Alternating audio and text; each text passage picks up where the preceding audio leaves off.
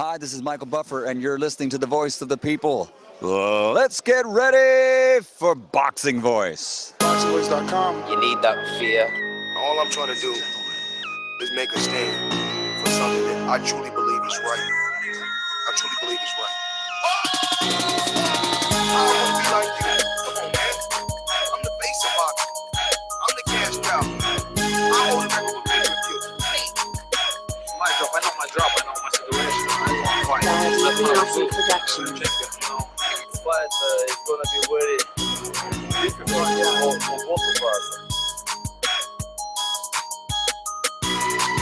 Boxingvoice.com. Yes, welcome back, ladies and gentlemen, to another edition of the Boxing Voice Radio. Today is Sunday, our flagship show, where we will be reviewing and discussing the HBO 12-round headliner between the middleweight attraction that is David Lemieux versus Curtis Chincheka Stevens. This fight took place in Verona, New York, next to Canastota, the Boxing Hall of Fame, and there were plenty of Canadians in the building. David Lemieux definitely packed the house. Zachary Ochoa had a few people in the building. This guy Ulysses also. It was a very good fight crowd. It was a very entertaining night, to say the least. I was there live. I got to see this devastating knockout firsthand, and I can't wait to get not only my panelists' opinion on what took place and what is the future of the middleweight division, what's next for David Lemieux, but our callers. Remember that number, 1-425-569-5241. And we want to put out a little survey. We want to get your level of interest on Canelo Chavez. How big is this fight? We haven't been hearing much about it from our listeners. We want to know. Today's survey question is, should the Boxing Voice panel be at Las Vegas for Canelo Chavez? And I'm talking the whole package. Hopefully, God willing, the good doctor schedule can be free, the hipster, even the co-producer, Anna and Steven. Can't forget Casual. Everybody. Should we be out there for Canelo Chavez? How big of a fight is this fight, or are we too hardcore? Do we all know what this is? It's just a money grab, and we should just stick around here and do our immediate reaction shows from the studio and be here to answer your calls the way we normally do. But let's head on out to my panel. I've definitely eaten it up enough. Boxing MD, what's going on, brother? I know you want to sit in on this. We're going to head on over to Sunshine State. Boxing MD, what's going on? Is that a fair statement to make? You have to be honest with yourself.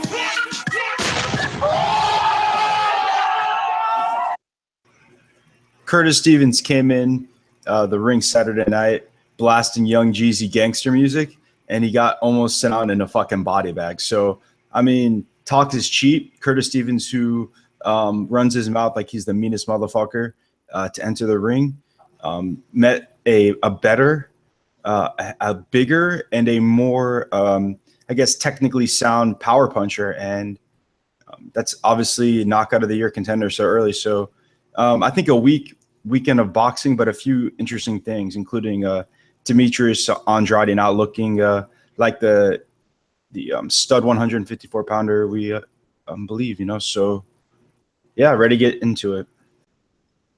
And I got to head on over to our resident hipster in the Golden State, Matthew, shaved the beard and mustache. Hunter, what's going on, brother? Yeah, I'm going for the cleaner look. Now I just got bored with it. But anyways, I digress. As the hipster, I got to point out, Juan Francisco Estrada fought tonight, last night, and the prospect of the year last year, Lewis Nery in the bantamweight division, had another knockout victim on his resume. And for a guy, sitting at 118 pounds, he has a knockout ratio of around over 80%. And I think it's time for a step up with Lewis Nery. And of course, we had Dave Lemieux versus Curtis Stevens. Who the fuck is that guy? And Dave Lemieux showing that he is a legit top 5 middleweight in the world. Everyone that shit on him post the Golovkin fight I think need to start reassessing what David Lemieux is in the division. Yes. Because the guy impressed. He did. He went out there and bullied Curtis Stevens. Totally agree, bro. Totally. I mean, I'm one of the ones that have to step up and eat crow, right? I have to eat crow. Simply because I was always so critical of David Lemieux. But to watch him destroy Curtis Stevens in a manner that not even the quote-unquote most feared middleweight could do in shorter time than the most feared middleweight, and with one punch, I might add. I mean, you know, Golovkin is dangerous. There's no denying that. But the referees jump in because they don't want to see you take further punishment. But, you know, you have to be impressed by one punch knockouts. Now, obviously, Curtis Stevens, it was kind of similar game plan to the one that he fought with Golovkin. He wanted to be in the fire. And for whatever reason, he thought that he could hurt Lemieux. Lemieux, you know, I spoke to Mark Ramsey, his trainer, and the game plan was to be straighter and come down the middle. And even though the knockout punch was a left hook, MD, that overhand right was landing last night. But I want to ask you, how impressed are you? I mean, being as though I'll say it just whether, you know, to add fuel to the fire or to, I don't know, push the right buttons. But essentially, he did it better than Gennady for sure. And now this is two common opponents with other middleweights where he defeats them better than the other middleweight. First one was Rosado, where he defeated Rosado better than both Gennady and Quillin. Now this one, then he did it with Ndam, and now he's doing it again with Curtis Stevens. I mean, secretly, is Lemieux probably the best opportunity at a good fight with Gennady Golovkin that we have out there if the rematch was possible? And could he change his game plan? Could it be a different fight, or is it the same old scene? I mean, yeah, I guess if you want to just go by how he looked as far as the quickness and the brutality of the knockout, for sure he did it, you would say, more impressively than Golovkin did. But having said that, obviously David Lemieux, the way he fights, he's a pressure fighter. He's extremely athletic and he hits extremely hard. He might, I guess, even have, you would say, stronger one-punch knockout power than Golovkin, right?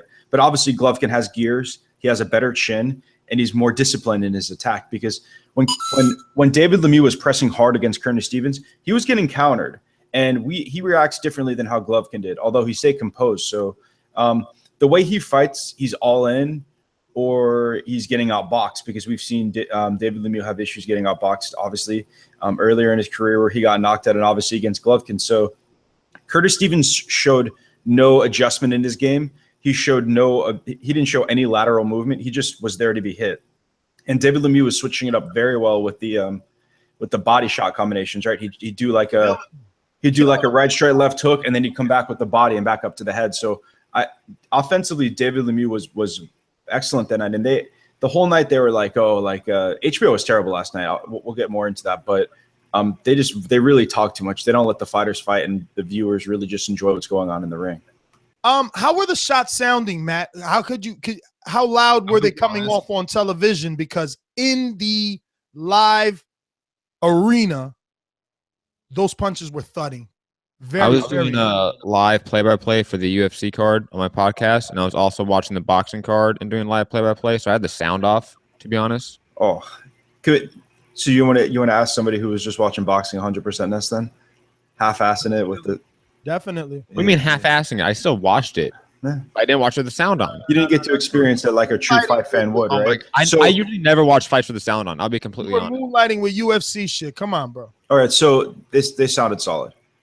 They look solid. They look and, for sure. And he had an aggressive attitude about him, and that's what needs to be said. Obviously, you're the best guy to talk to this about this, right? Because he didn't have this demeanor when he was fighting Golovkin. He had because it's Golovkin. He's the best. Like, did you hear what he said? He was like, yeah, I could fight Billy Joe Saunders, I could fight Canelo, or I could fight the Kingpin, which is Golovkin. And maybe he doesn't have the most popular name in the division because Canelo, but like everybody knows he's the best, maybe the best fighter on earth. And the way people talk about him, you know, it's only fight fans who want to detract what he's done in the ring and the viciousness and the technical genius he brings to the ring. It's just, you know, people who hate him, but just listen to what he said.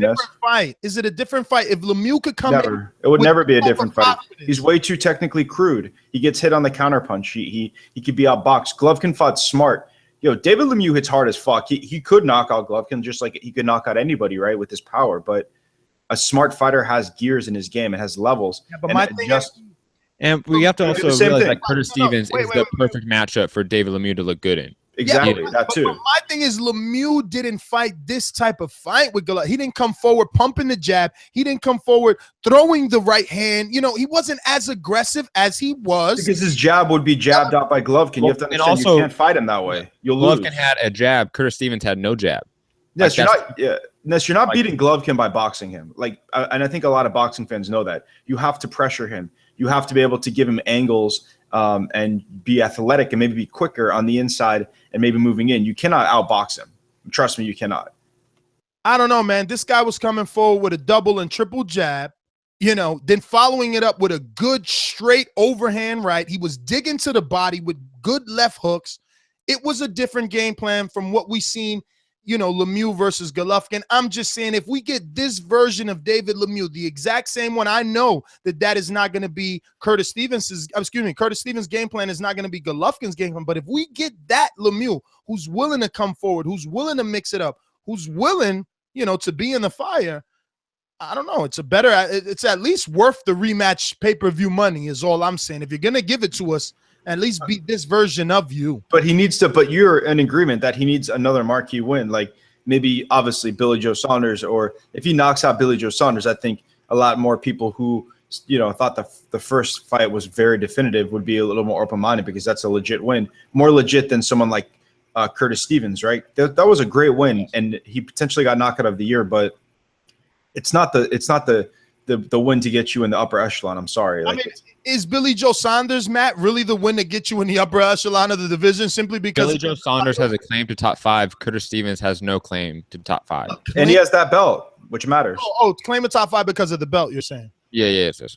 I would say. What do you mean? His Andy Lee win was better than anything Curtis Stevens has done, and you know that. Yeah, Peter Quillen had a draw with Andy Lee.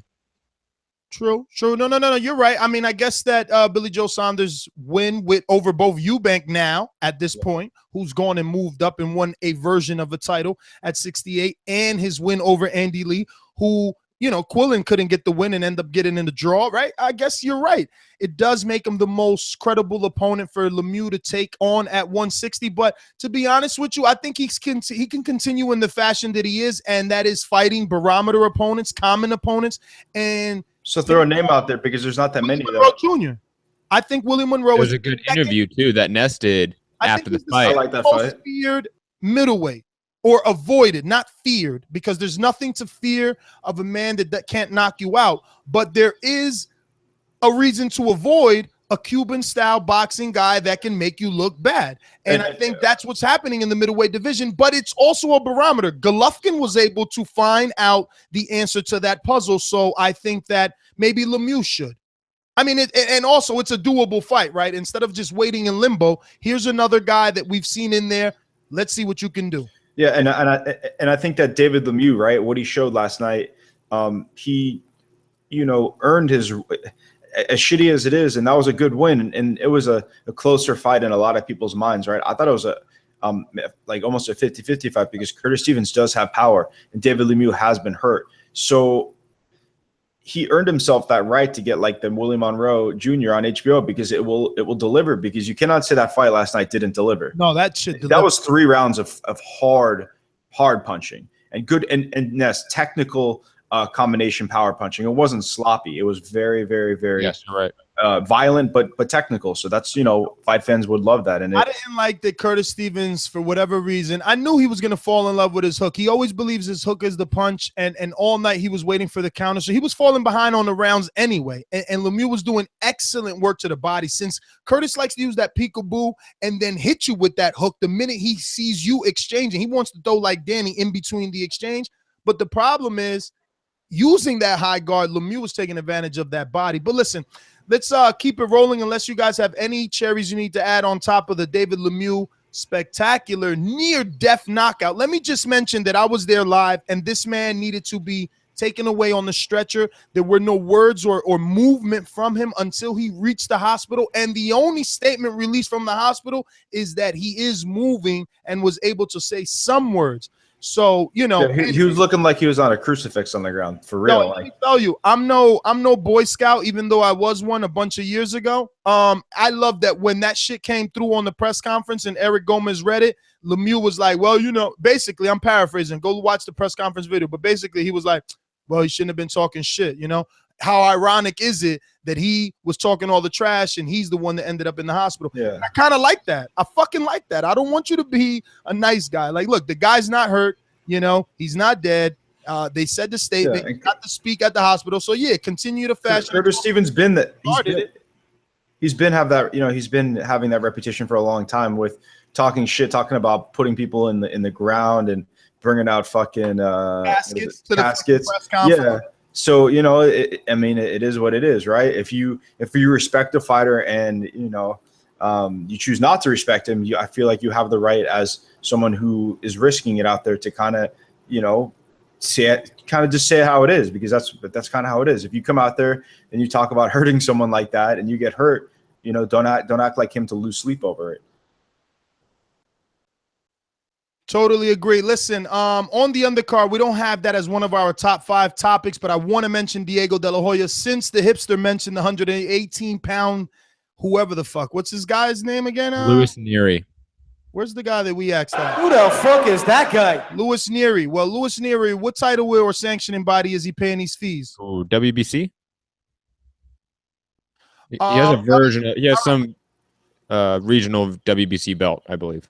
Oh, good. Well, then Louis Nery won't. Is it WBC America's belt?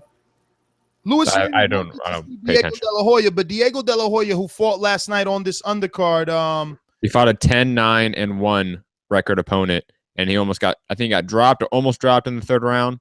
Like he was looking not too good, in my opinion.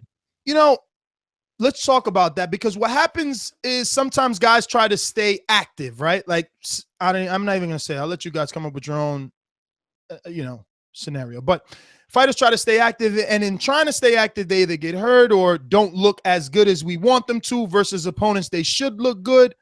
But it could also come in. Are you talking about fighting down to your level of opposition? That could also, that's another thing I was going to bring up. It could also be that it's synonymous with boxing, that phrase, like, oh, he couldn't get up for that type of fighter, you know. So that being said, that's probably what happened with Diego, when in fact they were just trying to keep him busy. What's really in loom for him is the IBF vacant title shot at 118. And I wanted to ask you, are you impressed by that, being as though he's never fought at 18? And he's trained by Joel Diaz. They obviously feel that he can make that 118, that the availability of a vacant title presented itself, and they're going south. But at 118, I mean, he's in Rigondeaux territory, especially if he gets that belt. There's no doubt in my mind. Rigondeaux is 122. Rigondeaux is 122.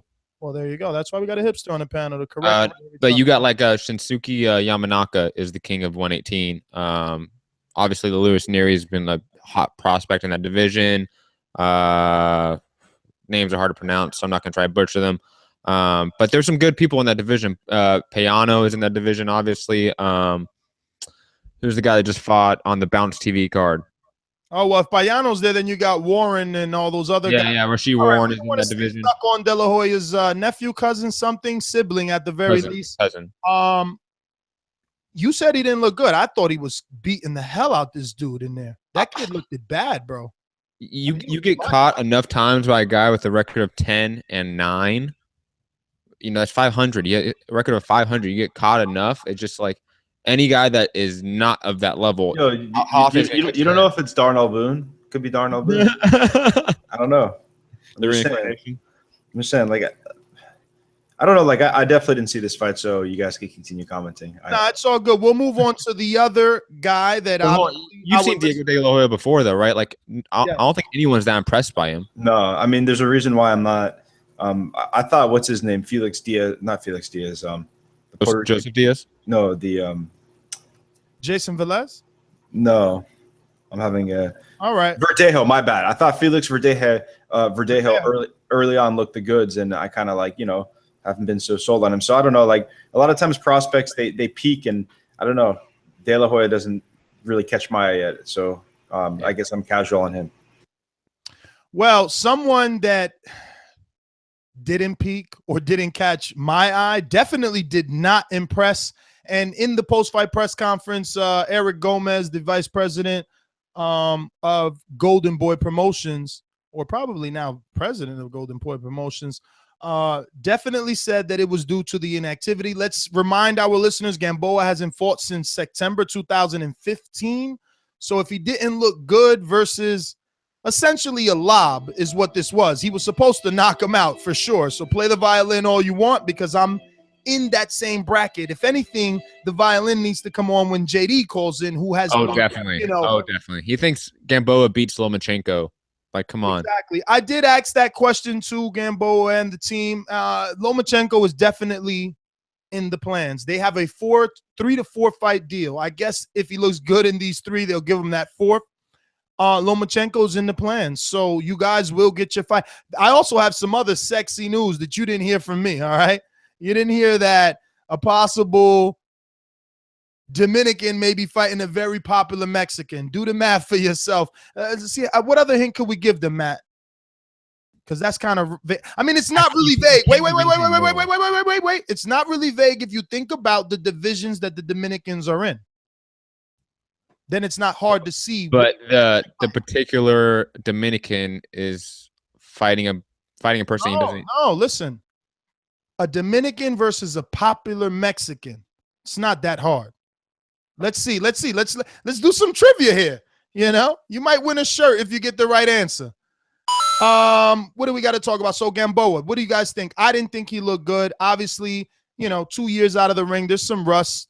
He looks like an older version of himself. I'll tell you this, hipster, you'll be happy. They said that they have an option on Burchett, so that is an option for Gamboa. They obviously still have Francisco Vargas, and they also have Mira. So all those names were mentioned with but to Gamboa's defense, right? And Matt, you've been, as someone who's this self-proclaimed and I guess others label the name hipster, that Gamboa often does fight down to his level of competition. 100%. 100%. And he doesn't, he's the type of dude who shows up to Cuban. Like Toledo at the time. Yeah, and he showed up to, well, that's racist, but so in the ring that they can either box or they can brawl. That Cubans can do anything, man. Like, that's not racist. That's just okay, but so they talked about that the Cuban stigma that he has, or the stigma that boring Cubans have, and how he can erase that. Yeah, so he wasn't in. I think winning is all he cares about. He does look amazing at times, but he looked like shit last night as far as aesthetically pleasing and as far as him putting himself in a marketable position. But regardless with that win and just with his name out there and him only having that one loss to Crawford, he will get a big fight, and it probably will, like you guys said, be Lomachenko. Yes, or could be on the Golden Boy side still. They could keep it in-house. The good thing is that he's campaigning at 130 instead of 135. This fight was at 131, and he made it fairly easy. He's back with his father. And I also got an explanation on the Ismael Salas thing, but it's Spanish only, so I don't know. Get your Spanish friend to interpret for you. I don't do captions. Clarissa Shields, what'd you guys think? I was on, obviously, field reporter yesterday, so I could not see this. And Friday was date night with my girl, so Clarissa's so you still haven't seen it? No, I didn't see it, bro. It's DVR. Pathetic. She did awesome. She did awesome, though.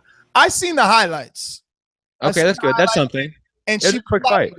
She was sloppy. Going for the kill. I seen that in the knockout reel, right? Where the stoppage, which was a poor stoppage anyway. Yeah, it was. But she was getting beat up the entire how fight. How big are those fucking gloves anyway? What size ounces are their gloves? Why is it stupid, man? It just looks it wasn't good. Even though she's very muscular too. Holy fuck. She didn't look like that in the ESPN spread, but I mean, her hooks are so wide. But you know what they do in the ESPN spreads? They'll add like a little contour. Yeah, well, the contour make her look a little more, Yeah, well, then I don't know, because she was buff at the weigh-in, though. Like, her biceps was on 10. I'm like, shit.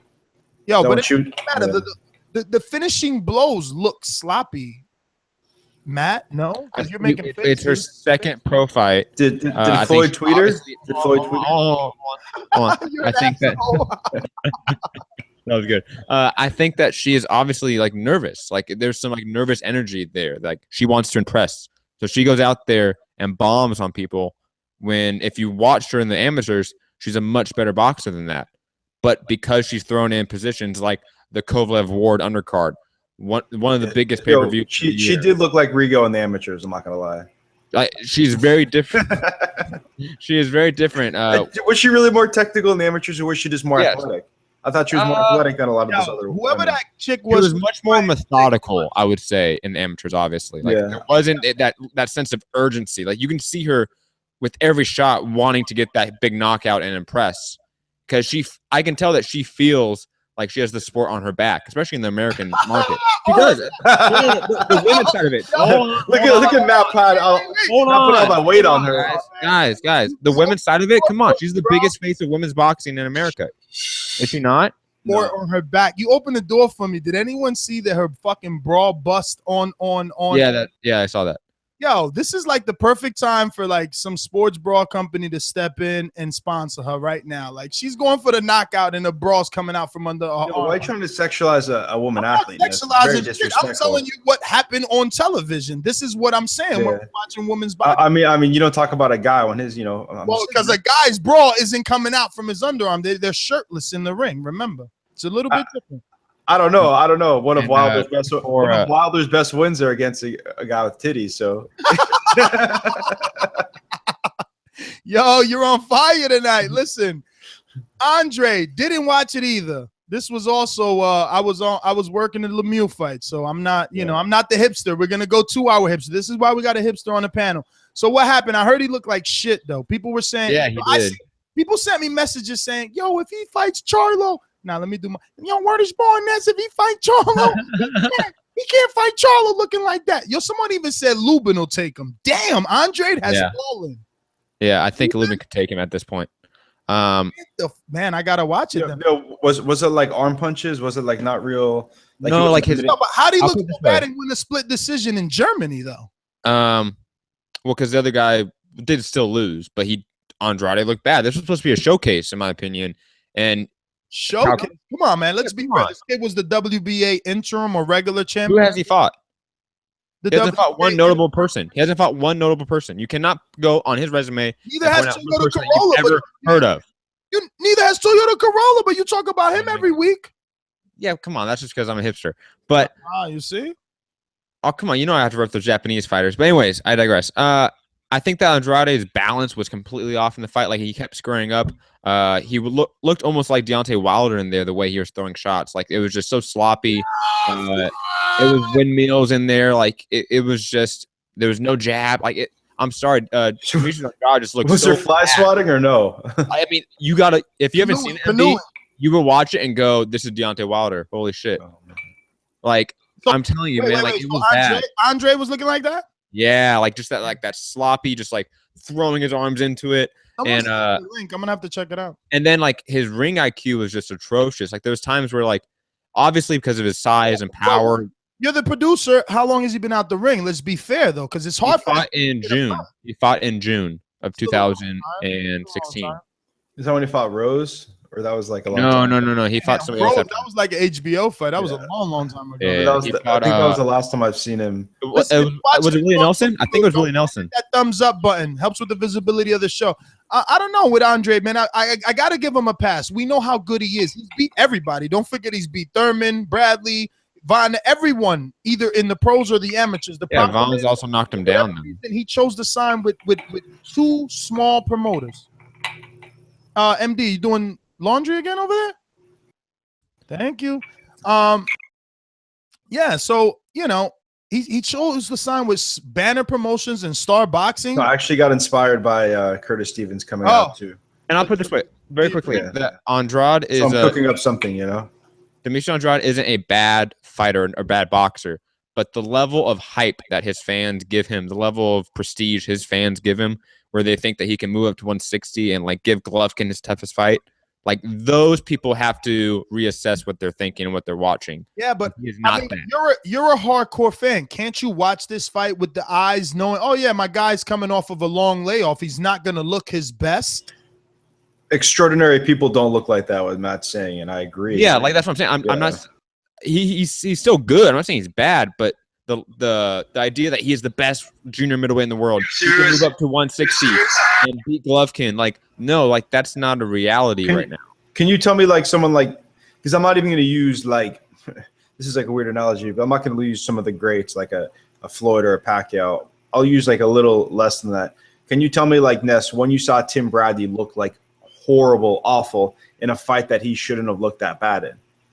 Never. Like what, Diego Chavez, and like that's still a better opponent. You know what I'm saying? Like when you're someone like Andrade who has that type of hype, you cannot go overseas in Germany and risk losing a fight because, like you said, how could he go over there and fight in a close decision, in a close fight and potentially lose it in Germany? If it wasn't for good scoring, Matt, right, he would have got it robbed. I mean, I wouldn't say he could have got robbed because I do think he won the fight still. Like I only gave Culcay 4 rounds, but I could see maybe a 5th round there to him. But I think if he looked that way against Lubin or Jared Hurd or Jamel Charlo, it wouldn't be as bad. But the fact that, like you said, MD, he did that against a guy that's a real no-name in the division, that's fought no one in the division, it looks even worse. Like the aesthetics of it look bad. Well, you know what the aesthetics look really bad is the lack of thumbs up. So I know. Make that thumbs up look more aesthetically pleasing to the Boxing Voice host and community, you know? Make it look equivalent to the views, always. So, Hipster, you're getting a lot of burn. What's this Espinoza news? Steven Espinoza said that basically once more information comes out, once he figures out what fighters are going to sign on, everything like that to the World Boxing Super Series, that he is willing to give them TV dates in the U.S. That was according to Boxing Scene. And he was actually at the press conference himself with Richard Schaefer, and I forget the name of the company that's putting it on. It's some Swiss company. But it looks like he's signed on. It looks like he's ready to go and that he's excited for this new tournament. So it looks like we're getting a reincarnation of the Super 6 on Showtime. Doctor, did we ever think that Schaefer wasn't on board? I mean, the minute I seen Schaefer, you mean Espinoza? Wasn't it called like the Schaefer Espinoza Super Series, right? Like that's what Schaefer, I automatically assume like Heyman, Espinoza, like all the normal amigos would pop up. So yeah, I mean, it was a given in my opinion. I just don't know what to make about all this. I'm not going to be overly negative, but I also don't want to be overly optimistic to assume that you're going to get like a dream Super 8 or whatever in some of these better divisions to sign on to a potential TV network where the purses are like somewhat like lower than some of these guys are getting paid. There's no guarantee. Like, I don't know. I think it's a little bit. I think it's a little. Second, let me just. I just think it's a little premature to praise it or necessarily rip it down as something that is shit or that's going to save boxing. It seems, it's interesting, I would say. But no, you're right about that, MD, that because there's a lack of information, like we can't have a firm or strong opinion about it. But who the hell said save boxing? Every time something new comes, these people attach that phrase to it. You don't think anybody said that about that? Holy shit, we needed a super tournament. This could save boxing, right? Some boxing fans feel that way. You know that, Ness. I don't know, man. I just hate that how we always do. I mean, someone's actually working to give us another avenue of boxing, and here we are dooming it already. Well, I don't think MD is dooming it, or I am, per se. But very quickly, I think Ness, you made me lose my train of thoughts. Never mind. Oh, I'm so sorry, friend. It's okay. It's okay. It happens. Well, I'll end it with this. I'm happy to see that at least a sports executive, a sports. Oh, I remember what I was going to say. Sorry to interrupt you, Ness. But I was talking to Tevin Farmer earlier today, and he said he was down for it. So if we get guys of that level, he's down for it. But I mean, like, we can get good name boxers in this tournament. We can get good name boxers in this tournament. I'm just saying. Snoop Doggy Dog Face. Dog. He's in the same predicament as Andrade. All right. He's in no man's land, even though he's with DeBella too, which is the funniest thing, right? DeBella is buddy with Al Heyman, but he can't get fucking Tevin Farmer a fight. Like, I don't know. Go figure. Listen, we got through all our topics. Wasn't it one or two we needed to talk about that wasn't on the agenda? Wasn't it a guy supposed to be here wanted to say something about Golovkin and the power and something like that? We were supposed to debate power. Oh, the Golovkin. I thought you wanted to talk about Estrada. I don't remember. To be honest, I thought he wanted to talk about Estrada. Well, we definitely don't want to talk about. I mean, what do we need to talk about? Is that guy? We see that even people, right? They think the middleweight division shit. David Lemieux is this destroyer or whatever. Like, you know, those are Golovkin's leftovers, and the kingpin, right, at 160 is Golovkin. It's not Canelo. Canelo's going to get this bullshit fight. And to answer your question originally, I think we are too hardcore for the Canelo Chavez fight, because as boxing fans, I think that we should be all in for the fights that make sense and matter and are good for the sport. And honestly, this is a circus match for me, that Chavez is just going to be a big, drained punching bag. And I know Canelo is like this, you know, young Mexican superstar. He's very good at boxing, and his style is very entertaining. It's just he's taking fights that aren't good for the sport and good for us hardcore fans, because, I mean, you could say, who the hell is this guy Chavez, besides the fact that he has his daddy's name? So the least deserving fighter to be on pay-per-view in a long time. Nah, dude. Think about that Top Rank pay-per-view. Yeah, okay, but I don't put that there with the other pay-per-views. I feel you, though. I don't put that there with the, all right, I guess, the $69.99 pay-per-view or $70. let's open up these phone lines. Remember that number, 1-425-569-5241. And if you want to call us absolutely free from anywhere in the world, whatever country, add Nestor Gibbs on Skype. Right here next to the add me, you'll see the spelling, NESTORGIBBS. Add me in order to be on the show via Skype. We're going, oh, and before I get out to the phone lines, I want to credit a new Patreon all the way from the UK. His name is Ben, and Ben has become a ringer, but Ben is doing something special and extraordinary, and it just goes to show how many beautiful people we have as listeners. Ben is from the United Kingdom, and he's decided to become a Patreon and pledge to be a ringer, only to pass it off. He says, I'm from the UK and I can't call in as much as I would like, but I want to support the show and I want to pass off my ringer status, right, to someone like, he said, Blackface. Guess who else he said? Maybe someone like Scorsese. I like that. He said even Larry, but I think he's already a boomerang or a ringer. No, Larry's not. No, I'm just reading verbatim. Oh. And he says, Class and Bound. Man, he was a nice guy, always enthusiastic, but again, he's not around anymore. He went to the Navy or something. Maybe Pittsburgh Brew, but Brew's actually already a boomerang. But he said, tell you what, let me have a listen to a few more shows this week. Listen to the callers and I'll let you know. But I wanted to let everyone know that there is at least going to be someone who's already paid for the status that he's willing to give up so graciously to one of you great callers. So I guess this is your auditions, man. So in you know, saying all that, let's get out to our sponsors. These calls are brought to you by El Camino Electrical Services, experts in electric vehicle charging stations. For consultations and turnkey installation, visit us at elcaminoelectricalservices.com. Blackface, talk to us, brother, all the way in the United Kingdom. How you doing? Yeah, respect to everyone listening in the past, present, or future. I'm fine, thank you very much. It's currently 11:40 in the PM over here in the UK. First things first, I need to eat crow for Mr. David Achilles Heel Hay.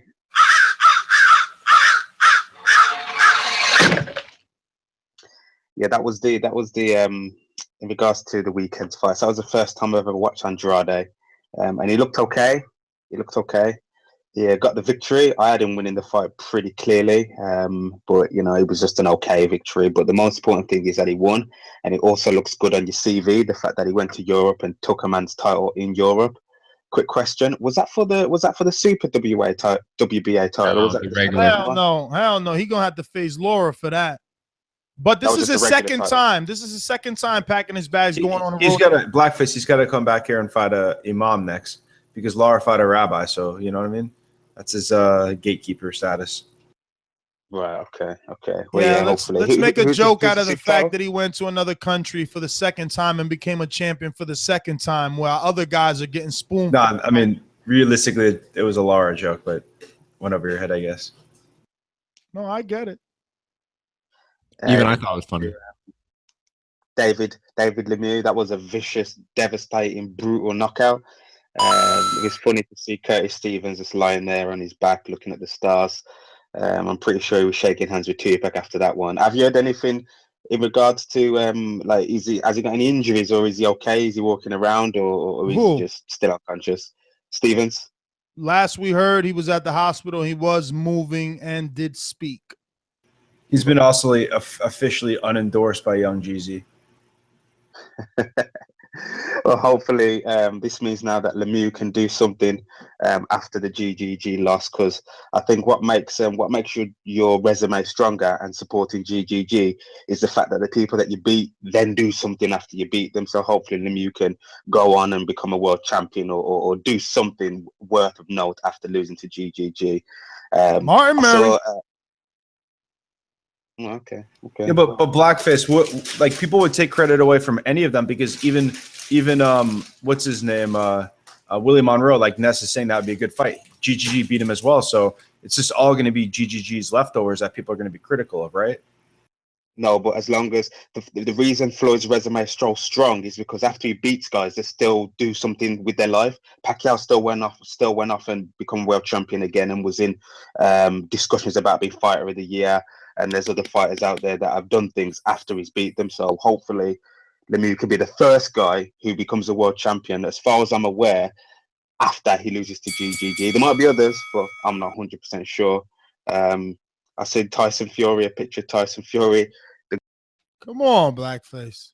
You better get to your outro. You know, you heard that bell. You know what I'm saying? Ain't nobody cut you off. I mean, they might be giving you a ringer status, which gets you to cut the line.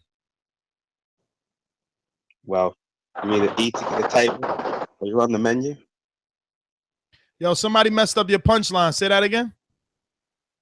You're either eating at the table or you're on the menu. Oh, I love that. I fucking love that. That goes to all my co-hosts and and ex-co-hosts. You're either eating on the table or you're on the menu, okay? You're either part of the team or you're food. Blackface, I don't know where you get it, but I love it. I love it. I love it. I love it. Let's get out to... I don't know, Ness. Best not be threatened guest over on air, Curtis Stevens. Oh, shit. Yo, don't bring the casket. I might have to.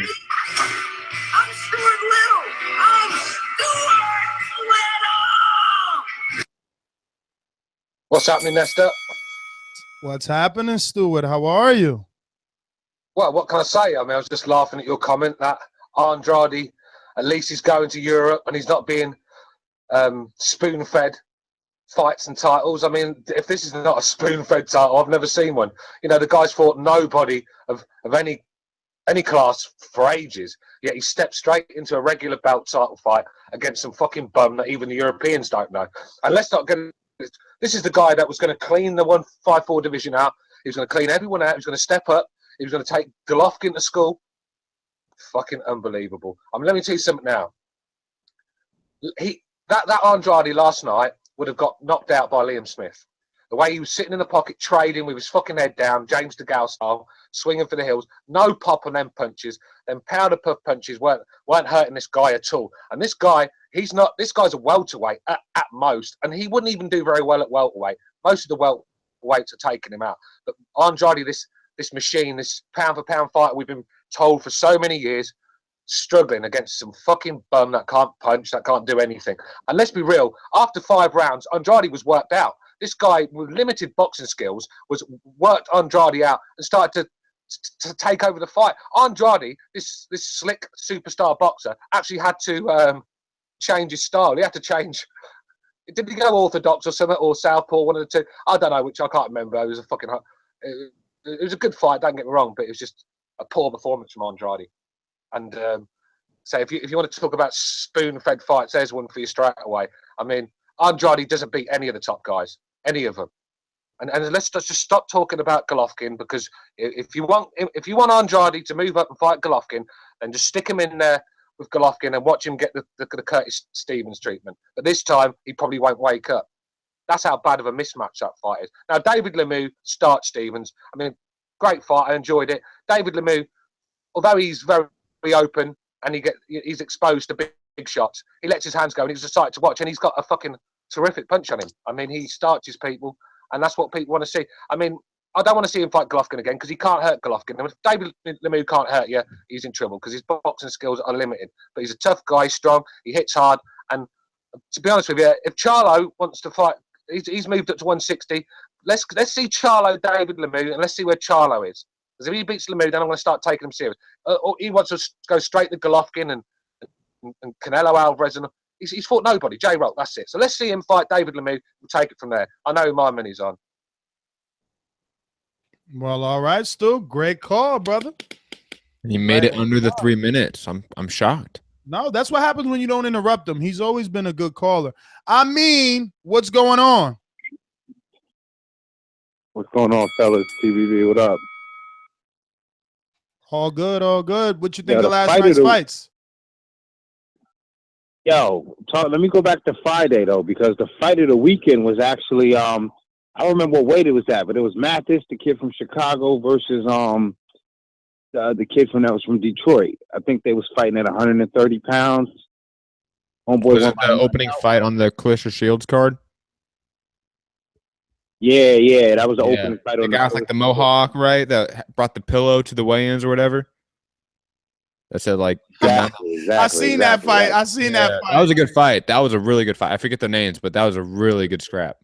Yeah, I don't know though, man. I mean, that was a good shot, but he was landing good shots all night. Like I'm not sure he needs to be bringing pillows to the fights. Like, I don't know, because he landed a lot of shots that didn't knock this guy out. But then that last one was like, you know, the guy was coming into it. So it was kind of like the force of the shot and the person's forward movement. So I don't know, man. But still was entertaining. It was funny as hell to see the pillow. And then for the shit to say night, that was hilarious.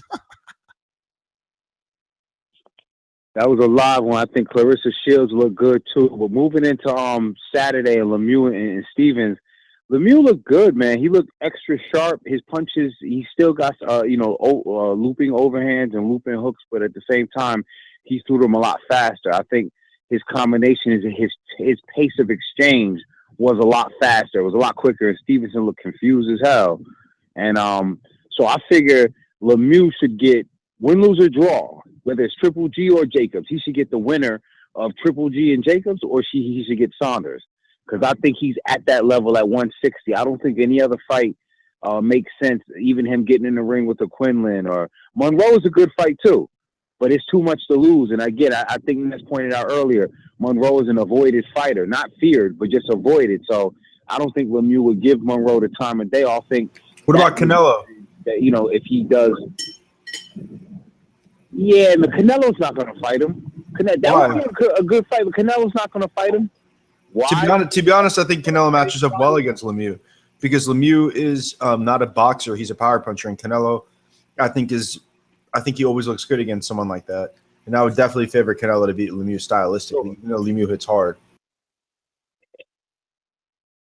Cool to have equal deficiencies in the head movement department. Canelo, I think, has the better combinations, the crisper punches. He's the better boxer between the two. He's a better chin. But it's an intriguing fight just based on I think he has a better chin. Like I just look at Canelo. I think he has enough power to at least hurt Lemieux. Like, I mean, and that would be an amazing fight as well, because both could obviously crack and both have fast hands. So I mean, I think that fight makes sense. Plus, isn't Lemieux still associated with Golden Boy? Yes. Yeah. And Eye of the Tiger management, of course. Yeah. So yeah, we'll see what happens, you know. But no one can stop me, really. Oh, there's a king croc right there. This croc has enough power in its jaws to whip my head right off. You did get in the 6th round. It was 7th round. You gotta be the legend to become a legend. Honestly, he's unbeatable. You gotta be the legend to become a legend. Hey boys, what's going on? Big weekend of boxing. Look, I'm actually calling basically to ask for links because I was actually on the plane home, which it was delayed, took 30 hours. So I really haven't watched any fights. I've only got to watch some crappy little highlight reels on YouTube. But from what I've seen of the results and the fights, Gamboa looked rusty. I had JD commenting on Facebook, hitting me up, basically like applauding Gamboa for his efforts, but I didn't say anything special. Maybe I missed something in the fight. So You didn't miss anything. Yeah, well, he reckons. I even said from what I saw, it looked like Lomachenko would use his head to unblock a drain, but I don't know. We'll have to see. Everyone knows I'm a Lomachenko fanboy, so I want to see the full fight of Gamboa. But yeah, so far I didn't say. And MD, did I hear you say no one can outbox Golovkin? Man, I swear that's a joke. Brook was outboxing him clean until Golovkin was walking him down, then took his head off. You know, the first round of the. Was he really outboxing him? Yeah, when he corners him, but that's Golovkin's style. He corners you and then he just takes your head off, and that's exactly what he did to Brook. But to say he wasn't being outboxed, he was being outworked in the middle of the ring. It was being outworked, like just outboxed cleanly, like.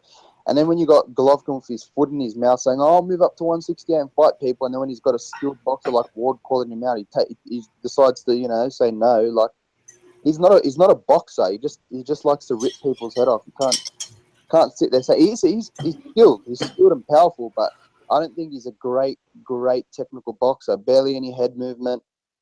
You know, not much of a great defense. He's got a solid chin and a solid punch and very accurate, but I just don't think he's very, very skilled as a boxer. Like he's not one of those slick boxers you see, like the Laras, the Wards, the Mayweathers. You know, those are the people you think of when you think boxers. And when you think, you sound like you're making a great argument. Just you should listen back to this podcast and realize the argument you're making. It sounds amazing. What are you saying? I'm saying you're saying Golovkin's not that good. He's not slick like Lara. That was your whole argument because he has a power piece of power punch. My whole argument, you're missing the point, man. My whole argument is you're saying he can't be outboxed. I think to beat someone like Golovkin is you need to outbox him. You're not going to sit there and bang with someone that can. You're gonna pop shot him and move him. So what boxer could do that? Who could do that? Lara? Is that what you're saying? Yeah, Lara could do it.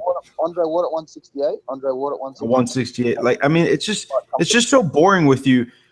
It's okay. So if Andre Ward at 168 could beat him, 1 second. If Andre Ward at 168 could beat him, in your opinion, do you consider? 1 second. Do you consider Golovkin a top 5 pound for pound boxer? Yes or no? If not close enough, yeah, I probably would put him as 5 or 4. Yeah, because you're hypothetically saying the only person that could outbox him is your pound for pound best fighter or 1 or 2 a weight class above. Like, just like you guys are making that type of argument anyway. Plus, Ward is a big. I love. Plus, Ward is a big 175 pounder. So you guys honestly sound really like you're like going for talking points with that. It sounds very just fanboyish when you say that. Do you think that Golovkin can't be outboxed? There's nobody. There's, the path of there's nobody at 160 that could outbox him. That's because it's 160 though. Why do you say it like that? Why do you say it? That's because it's 160. There's no real talented boxers, boxers at 160. Now Jamal Charlo moved up. Now if Jamal Charlo goes out and he shows that he can handle that weight class, handle the power from the weight class, if he went out and beat a David Lemieux. And there's not some other boxers at 154 pounds additionally that won't move up. Like you won't eventually see Lubin at 160. I mean, you're going to see these guys at 160. Pretty small, to be honest, from meeting him in person. I don't think so.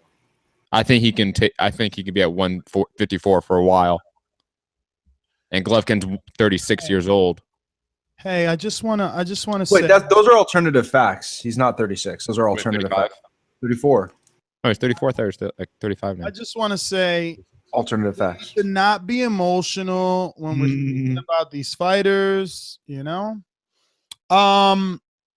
I love when we get a boomerang with his words in his mouth because it just goes to show that a boomerang is a very, very useful tool. So, Alex, whenever you're ready, you let us know. That being said, we're gonna jump out to Larry in San Francisco, the Bay Area. Talk to us, Larry. Larry. Hold on. Hey, stop that. Hey. I'll run it on my end, Matt. I just want to know. I don't know if you heard about Ben and his offer for you.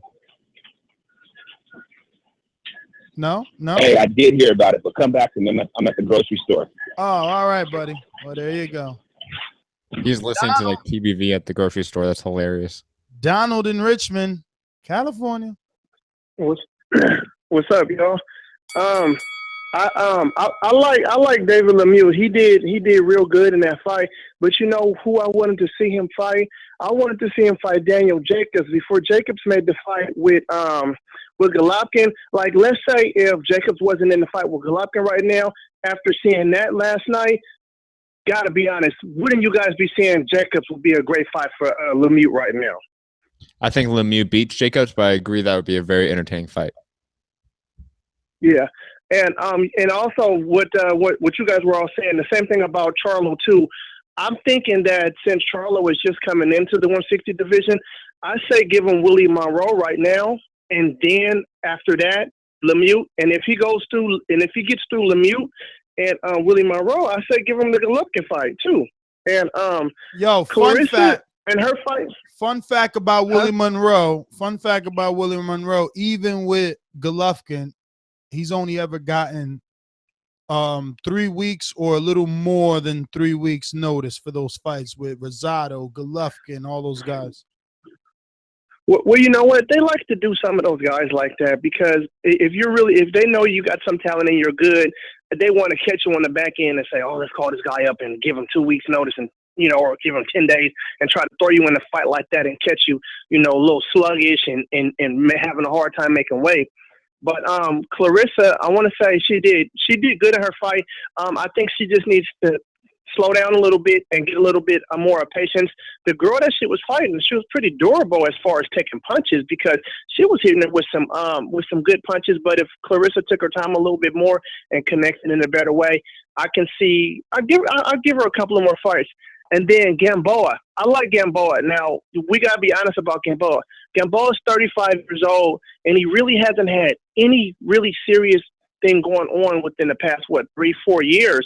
And I'm honestly going to say like this. At 35, the way he came in, the way he was jerking and his movement, he's got good movement for someone at 35 who really hasn't been active in their career that year. I'm not going to give him from Gamboa yet. I want to see how he looks in his next fight.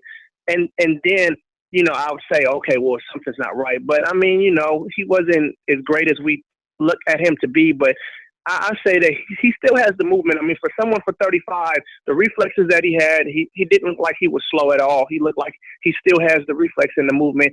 Let him get another fight and see from there. But Lemieux right now, no. But he does need more time. That's all I got right now, though. Hey, Donald, you going to Vegas for Canelo Chavez? I don't know, but I'm definitely considering going to Lomachenko's fight. I might go to Canelo's fight since it's in Vegas, but I heard the tickets were sold out. I got to get on there and see if they're sold out. Yeah, I'm hearing they're sold out as well. I want to ask everybody that. I mean, you going to Canelo Chavez? Nah, bruh. All right, just asking. Let's see. We got who's on? Okay. You want to go back to Larry or give him more time? Nah, we're going to give Larry a couple minutes to get his things together. I told y'all a long time ago, the Kirkland will go down in 3 rounds. Right hand, down goes Kirkland. Strap me up. Who's next? I got milk, baby.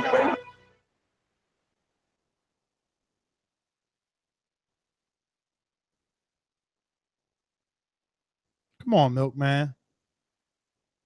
Milkman. Yo.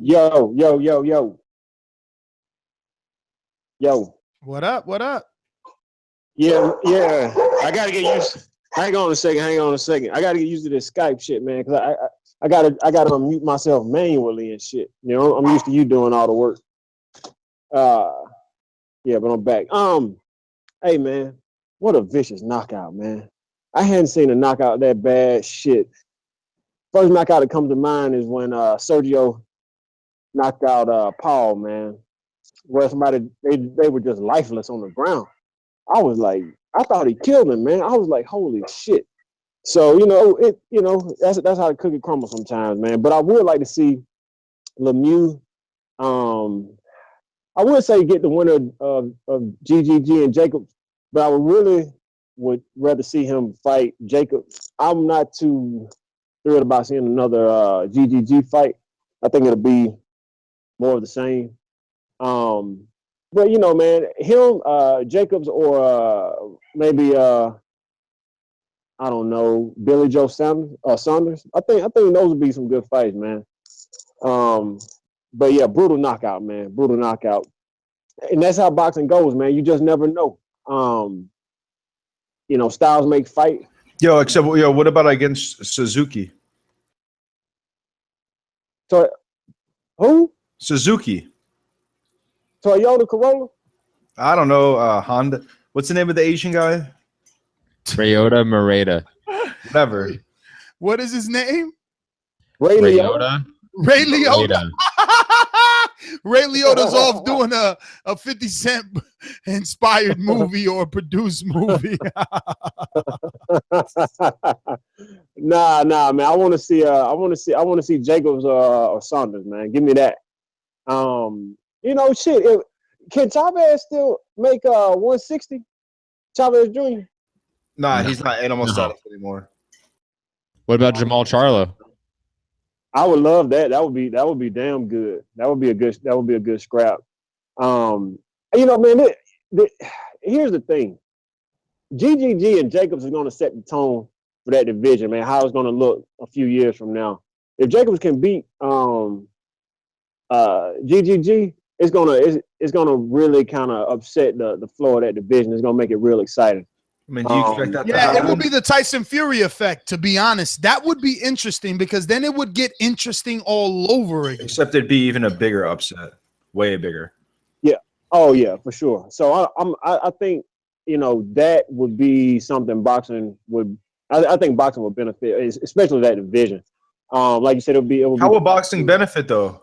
If Danny, what? That makes no sense. You're saying like Klitschko's like Golovkin's not exciting and doesn't make good fights. Like that's a bad comparison. That's not what, but Golovkin's not a star. He's more than anybody else in that division, that's for sure, except obviously That's Canelo. true, but nobody in that division is a star either. So Golovkin's a star. You're comparing his stardom to nobody's. Ooh, yeah, he's a big star then. Let's not get caught up with our emotion here. We can't always jump out like Mama Tiger Bear when someone says something bad. We all know Felix Diaz is the only real star in boxing. Facts. It would put that division in flux. You know what I mean? It will add drama to that division. You know, it's kind of been more or less the same. It's been a GGG show. And we love seeing GGG fight, but, you know, once you see the same things so many times, you kind of get subconsciously that shit gets a little old. So it'd just be something new, you know. The king gets dethroned. Everybody's entitled to their own opinion, right? And the crown is up for grabs. You know, I love it, man. That's what it's all about. But, you know, we'll see, man. We'll see. But a hell of a knockout. And, you know, shit, we got the big fight coming up, and we'll just see how it plays out, man. But, yeah, that's my call, man. Hey, Milkman, you coming to Vegas for Canelo Chavez? Man, I can't, man. I'm tied up in school right now, man. I can't break away. Right. I'll be done in I'll be done in May though. So after that, I'll be at the TBV events, all that shit, man. So y'all go ahead and get the Milkman's award ready, because you know it's long overdue. I've been nominated, I think, or at least mentioned. So I'm coming for that award, Ness. I'm coming, baby. I'm coming. I hear you, man. Let's get out to Mighty Sway. Talk to us. Yeah, man, I want to eat that crow for that Stevens pick I made.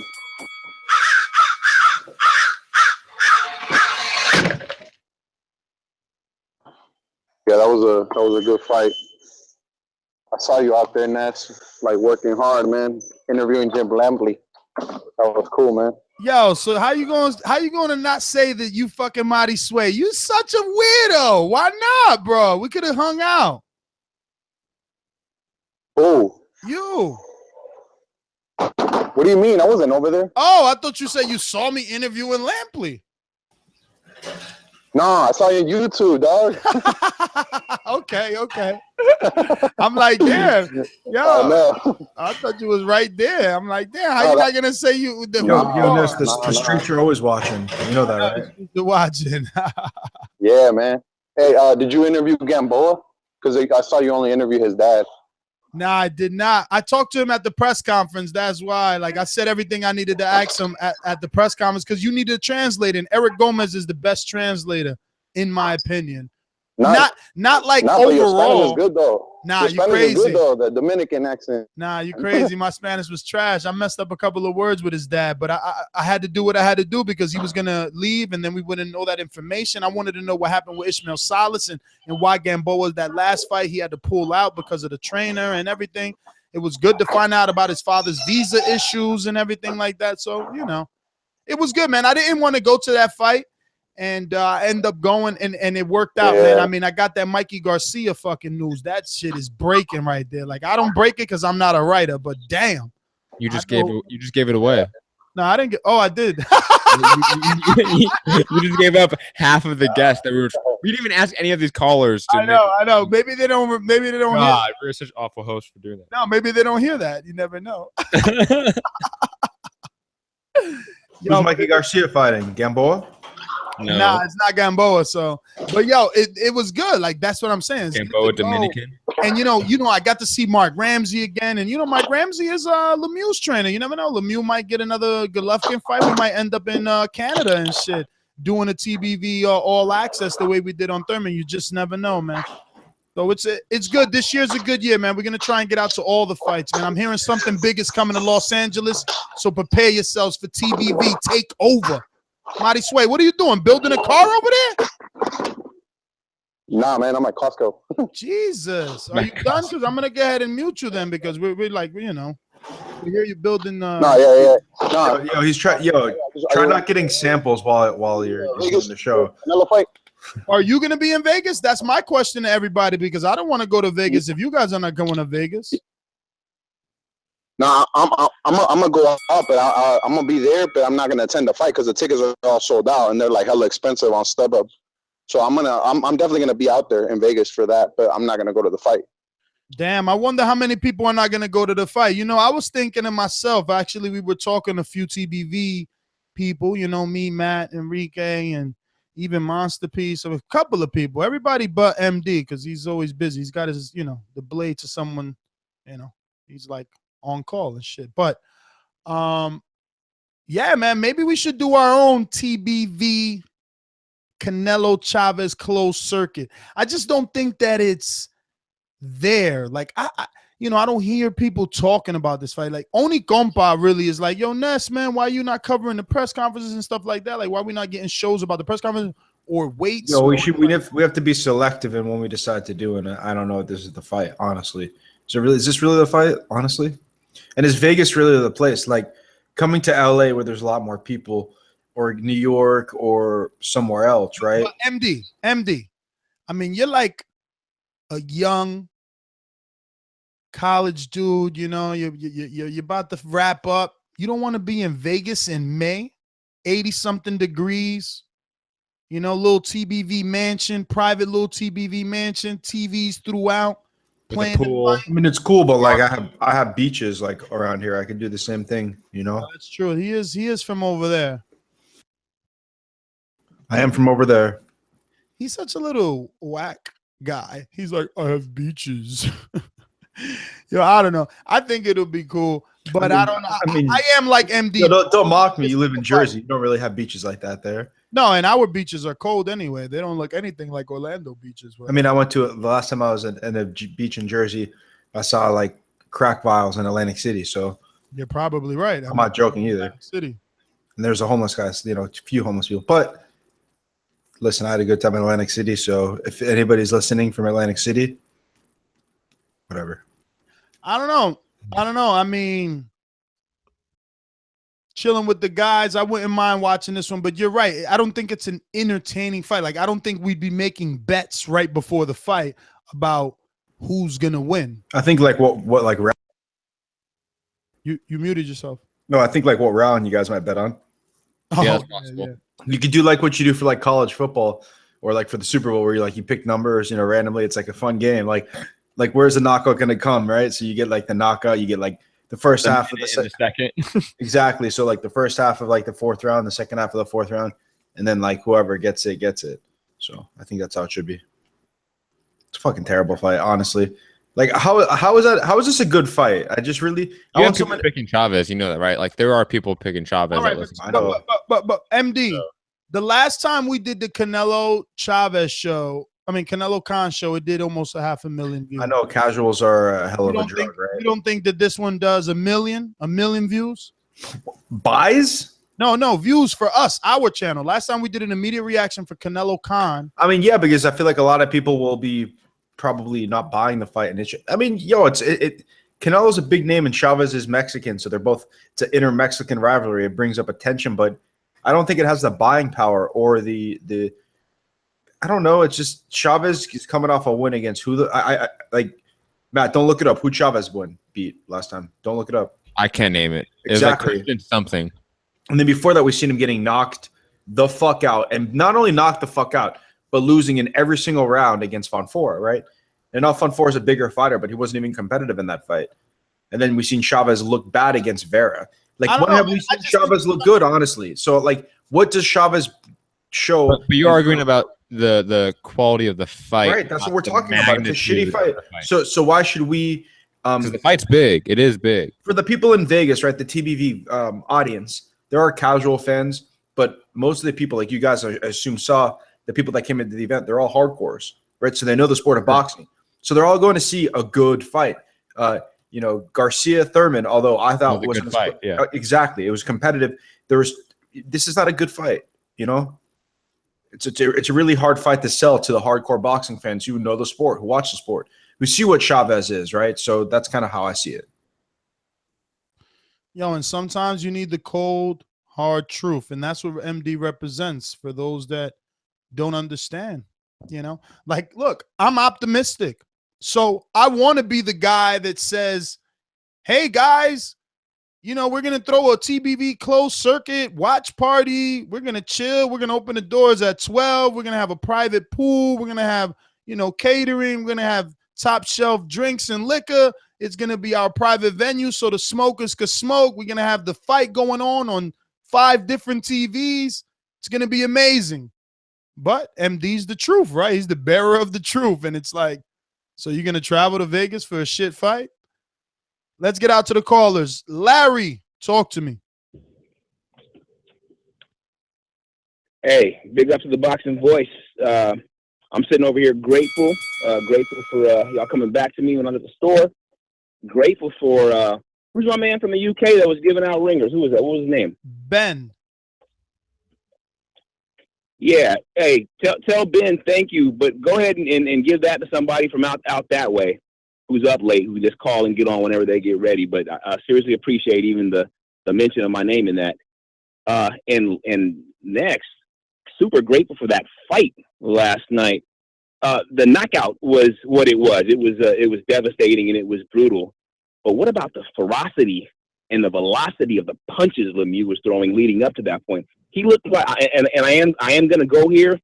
He was throwing body punches like Mike Tyson did back in the day with full leverage and full velocity it was the shorts. And full impact, and did it from the opening round. And it was a beautiful thing to watch. I have not seen someone come forward like that and throw punches that hard in a while. And I loved it. I thought that he imposed his will and even intimidated Stevens, who threw back in his own way, but it was nothing like the firepower that was coming his way. A very impressive power punching and a brutal knockout by Lemieux at the end. With that said, however, I got to teach for just a minute here. The term recency bias comes to mind, and there's an epidemic of it going around. David Lemieux, going into the fight last night, was about the 4th or 5th best middleweight in the world, and he's still that right now. Whooping on Curtis Stevens does not elevate you to a level beyond that. Going into Friday, Demetrius Andrade was the 1st or 2nd best junior middleweight, and he's still that now. Not every fight, everyone's going to look great. How can you go from whooping on Willie Nelson and everyone saying you're the man to one fight later? I don't know about Andrade now. Larry, are you a product of the same argument that you're giving? Because you're mentioning one fight, Willie Nelson. What about the split decision win over Vance Monroe, where he looked awful in and he got knocked down in?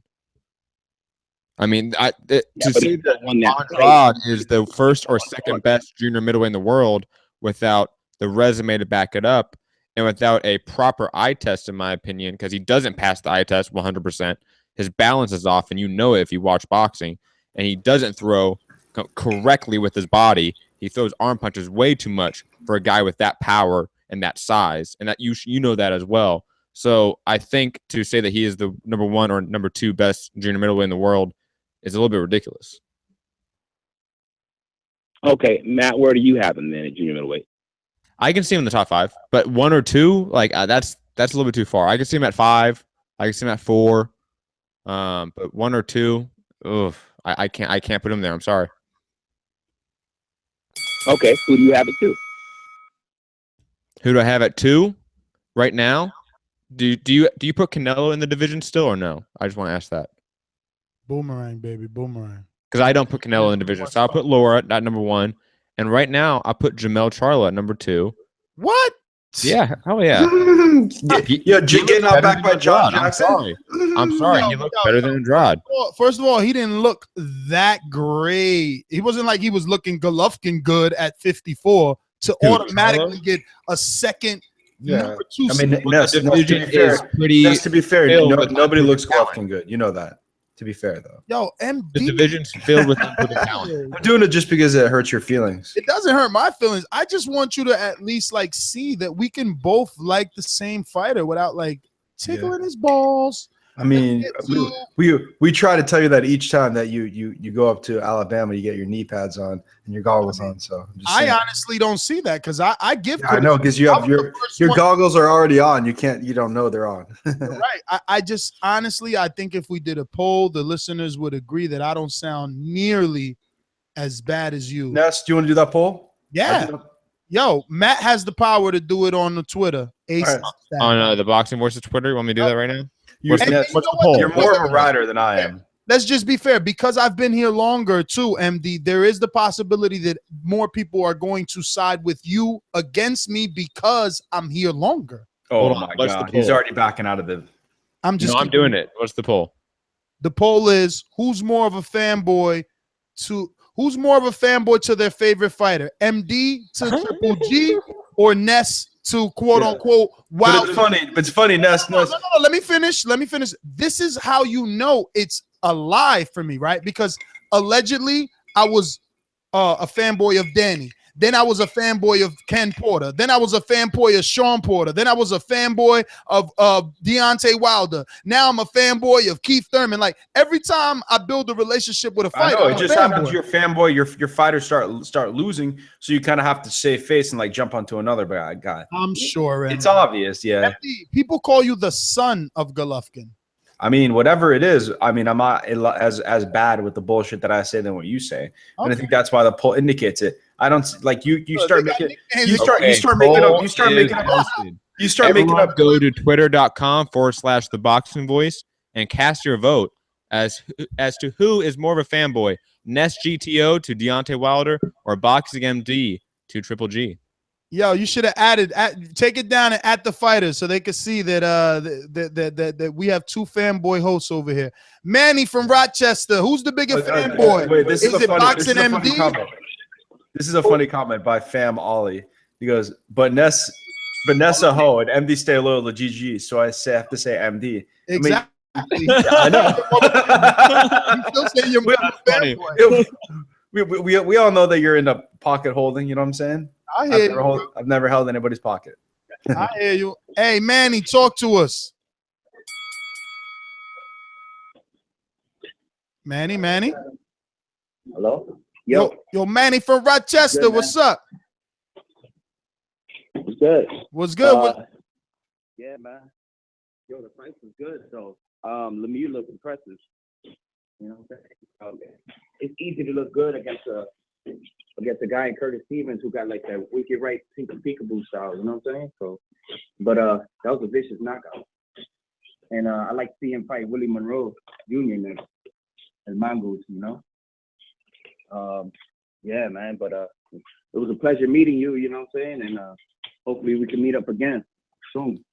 Yo, was that you with the red shirt or red sweater? That you was like, oh, no, that was my dad. Oh. No, that was my dad. I was the one with the fitted on. Okay.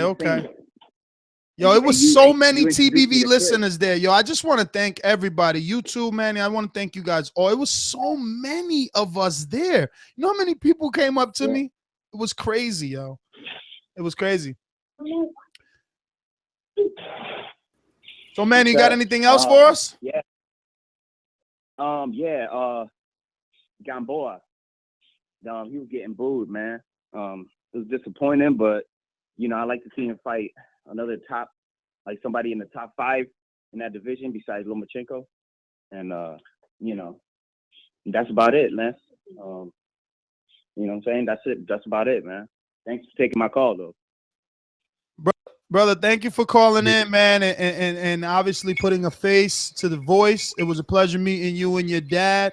Thank you again for making yourself visible. Thank you to everyone that came up to me, man, and made me feel so comfortable and, just said what's up, said you enjoyed the show. It was truly a lot of you, and it was truly overwhelming and definitely flattering. I mean, I just feel blessed. This show is growing so much. It's crazy. Yes, do you see this? Like, this is how you, by the way, this is when you TBV and sip. This is how you have to sip, You have your name. No, but you have like your initialed on the glass. You know what I'm saying? Okay. It looks like and then you also have the metal whiskey. How is that with the metal thing? I mean, see, the thing is, like, I like a little bit of splash of water, so I'll still throw in a little ice cube. It maintains the coldness.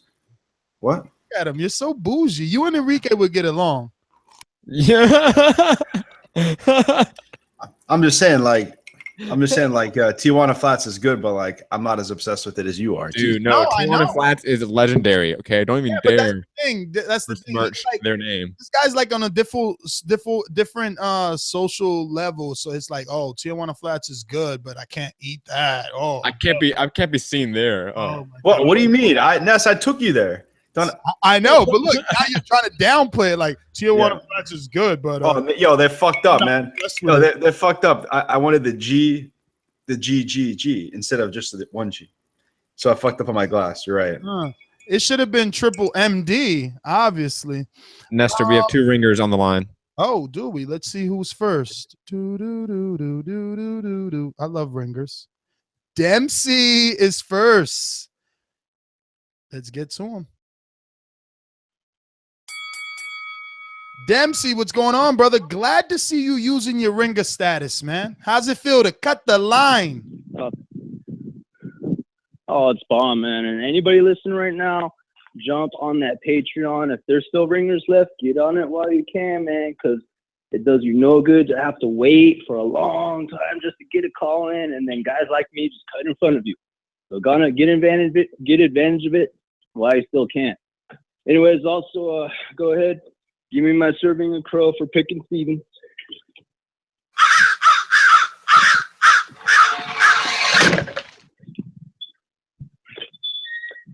Yeah, man. What can I say? That was a brutal knockout. And first things first, I just want to say that I'm glad Stevens is okay, because a lot of fans sometimes don't realize that fighters put their lives on the line. And things like that can happen, and sometimes guys don't wake back up. And that's the scary thing. First, I just want to get that out there. But other than that, wow. Speechless. That's all I gotta say. Dude, can you say that one more time? I didn't get that. What did you say? Oh.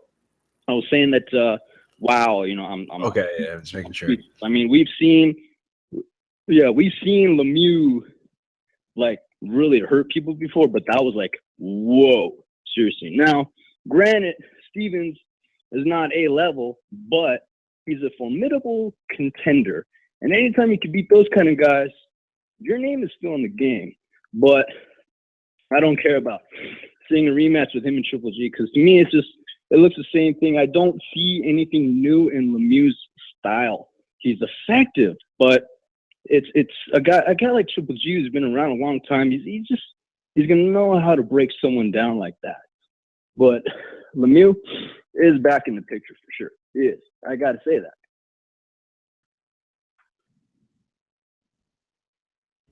Dempsey. I want to ask him a question very fast. We are trying to break some news and have you guys guess the breaking news, and we keep forgetting to ask people. and Ness dropped the ball a little bit. But we have a big-name Mexican fighter fighting a big-name Dominican fighter, and Ness did allude to the one and only Mikey Garcia being that Mexican fighter. Oh, my God. Is it Nestor Gibbs versus Mikey Garcia Patreon only? Yo, this guy's on fire today. Dude. You know what, man? That's dope. And I did actually hear Nez drop the ball. I did actually. So, but you know what? Speaking of Mike, I just gotta say this thing real quick, man. Oh shoot, is my time up? Oh damn, fuck. Oh shit, brother. You're not a boomerang. You're just a ringer. Your time is up. But maybe next time. Yeah. Let's get to the other ringer. Stainless. What's going on all the way in Nashville? Yo, Ness, what up? Matt, what's up? MD. What's up, Stainless? I don't know what you on right now, man, but I love this new you. Matt, good to hear from you, man. MD, I don't know what you on, but I love this new you, man. It's the metal. It's the metal ice. It's the metal ice in his whiskey. He's straight. Man, just whatever you're doing right now. I'm getting lead poisoning. It's good to meet this new you. Hey, man, I got family in Michigan going through that right now, so I understand. But it was a great night of boxing. I don't mean to laugh at your family. I apologize. Yeah. Water quality is bad in a lot of places. You are good, man. Shout out to the people suffering with water quality issues. For sure. It's a great night of boxing. I have no crow to eat, so I'm great with that. Gamboa was a little sloppy. The same thing with Andrade. You could tell it was layoff more for Gamboa than Andrade. I don't know what was going on with him. I know sometimes people have a bad night in boxing, so I'm assuming that's what it was. Agree with what's my man just called in? Dempsey. Dempsey, man. First off, I love that name. Congratulations to the ringer status, man. I love it just like you do. To the other callers behind me, like you said, who mad because you didn't get it, bruh. Hold on for a second. I've been on the line for 15 minutes now. You know what I'm saying? And I just jumped whoever been on there for an hour. I don't say that to be a hater. I'm just saying you might want to get on that Patreon and look it up and see what it actually is. Because there are a lot of benefits that you can get from that mud. That being said, one, y'all got rank in Germany right now. You know what I'm saying? I got that pay-per-view for like $15, $20. You know what I'm saying? The main stream that they had outside of the one that it was being broadcast from was Fight TV. That's an app. You know what I'm saying? Every other feature. Wait, you're saying you bought the German pay-per-view for $15? Yeah, he bought the pay-per-view for $20 on that app, that Fight TV. And were there good? Was the undercard decent? Like, were there any fights that you should let the people know that they didn't see? To be honest, I haven't watched it yet. I just watched that fight because I just got off work. But I have a lifetime replay on it. You know what I'm saying? But all the news that they had, all the information that was coming in for that particular app was coming from the Boxing Voice. You know, there was another one like Peep Magazine. You know, that's why I called you, Ness. You know what I'm saying? Like all the information. You know, so you guys are actually bigger and better and reaching a broader audience than you might know. You know what I'm saying? So, you know what I'm saying? Because, you know, I get that hard work and dedication award. And like I said it before, you know, I wasn't looking for no award. You know what I'm saying? I just love my TBV fam. You know what I'm saying? It's nice to be able to reach and connect with people, you know what I'm saying, who we don't even, it's not just that we can connect on a level of boxing. You know, we got together and we found out that we had a lot more in common than just boxing. You know what I'm saying? So to Dempsey, I really hope that I see you at the next TBV appreciation party, man, because you sound like another cat who'll fit in real well with the family, man. And I know my time should have been up a long time ago. So as I always say, please make sure you like and share this and every episode of the Boxing Voice podcast. Peace. Stainless, let me ask you, is Canelo Chavez a fight you're at all interested in? And is it a fight that you would, no, that was quick. MD style. Canelo. No, he's Stainless is a hardcore fan. He doesn't like that shit. It's hardcore. Canelo, I'll watch it. Don't get me wrong, but Canelo Chavez to me is like Mayweather. What's that UFC dude? McGregor. That's what It's a circus show. You're saying, right? That's what that looked like to me. It's a money grab, not an important fight, right? Yeah. Not at all. Not at all. Like I said, I don't know what it is with you, MD, but I've loved you every second of this show. So whatever you on tonight, stay on that shit, man. All right, Stainless. Thanks for calling in. And share, Boxing Voice, man. For sure, brother. Like and share, Boxing Voice. All right, peace. Well, from one ringer to a boomerang, he's ready to use his status. He's back. Alex, what's up? Hey, what's going on? Yeah, just to further Stainless's point, man. We all family here, you know. Me and MD, we get heated, but check out Patreon, get some perks. I mean, I got this boomerang, some content. Met the family in America, back in Australia now. I mean, boxing itself just unites us, and Ness is the soul behind it, uniting us all. But with that all being said, I'm coming for your neck, MD. You know that. So you got to get your ass to the next appreciation night because I'm flying out again, and we can have a debate in person. But you just need spend a little bit of time off Golovkin's dick, you know, and realize he ain't that great of a boxer. He's good. He's really, really good. But 160 ain't a loaded division, man. If he was in the 147 division 4 years back, he would have got schooled, man, big time. And I think you got to go 4 years back because I know you hesitated to say something unintelligent and said that 147-pound division is so deep now. I mean, that's what I'm saying. Like these divisions aren't as deep as we think they are. Just because there's a lot of guys at the same level doesn't mean that there's super talent in all the divisions. You know what I'm saying? Man, I'm not taking anything away from Golovkin and his talent, man. He's a good fighter. He really is. But to put him out like he's a great, great boxer, like I don't think it's like there's two things I give him amazing props for. He's one of the best at cutting off the ring I've ever seen. Like, well, do you think that's silver medal, like an Olympic-style boxer, which power punchers are typically not Olympic-style boxers? Do you think that's silver medal just like he got to him because he's just okay at boxing? I'm surprised that. I didn't even know how he did that because I don't see great. I know you just don't see what I see, man. Yo, we'll have a conversation. We could have an appreciation or whatever, and I could explain to you what a trained eye that sees talent and it could evaluate talent, which makes good decisions. Why are you acting like Golovkin is like the second coming of Jesus? A little bit of defensive ability. That's when I'll give him the. I mean, he technically the defensive ability. I'm not like a statistical genius on this one, but I know that he has one of the highest plus minuses in HBO history. I think that's plus minus is an indication of not getting hit that much. He's not a gaudy type of fighter. He takes punches and he knows the punches that come back and the power that come back. But against two. Against everybody who he's faced. He's never been hurt. Who has he fought?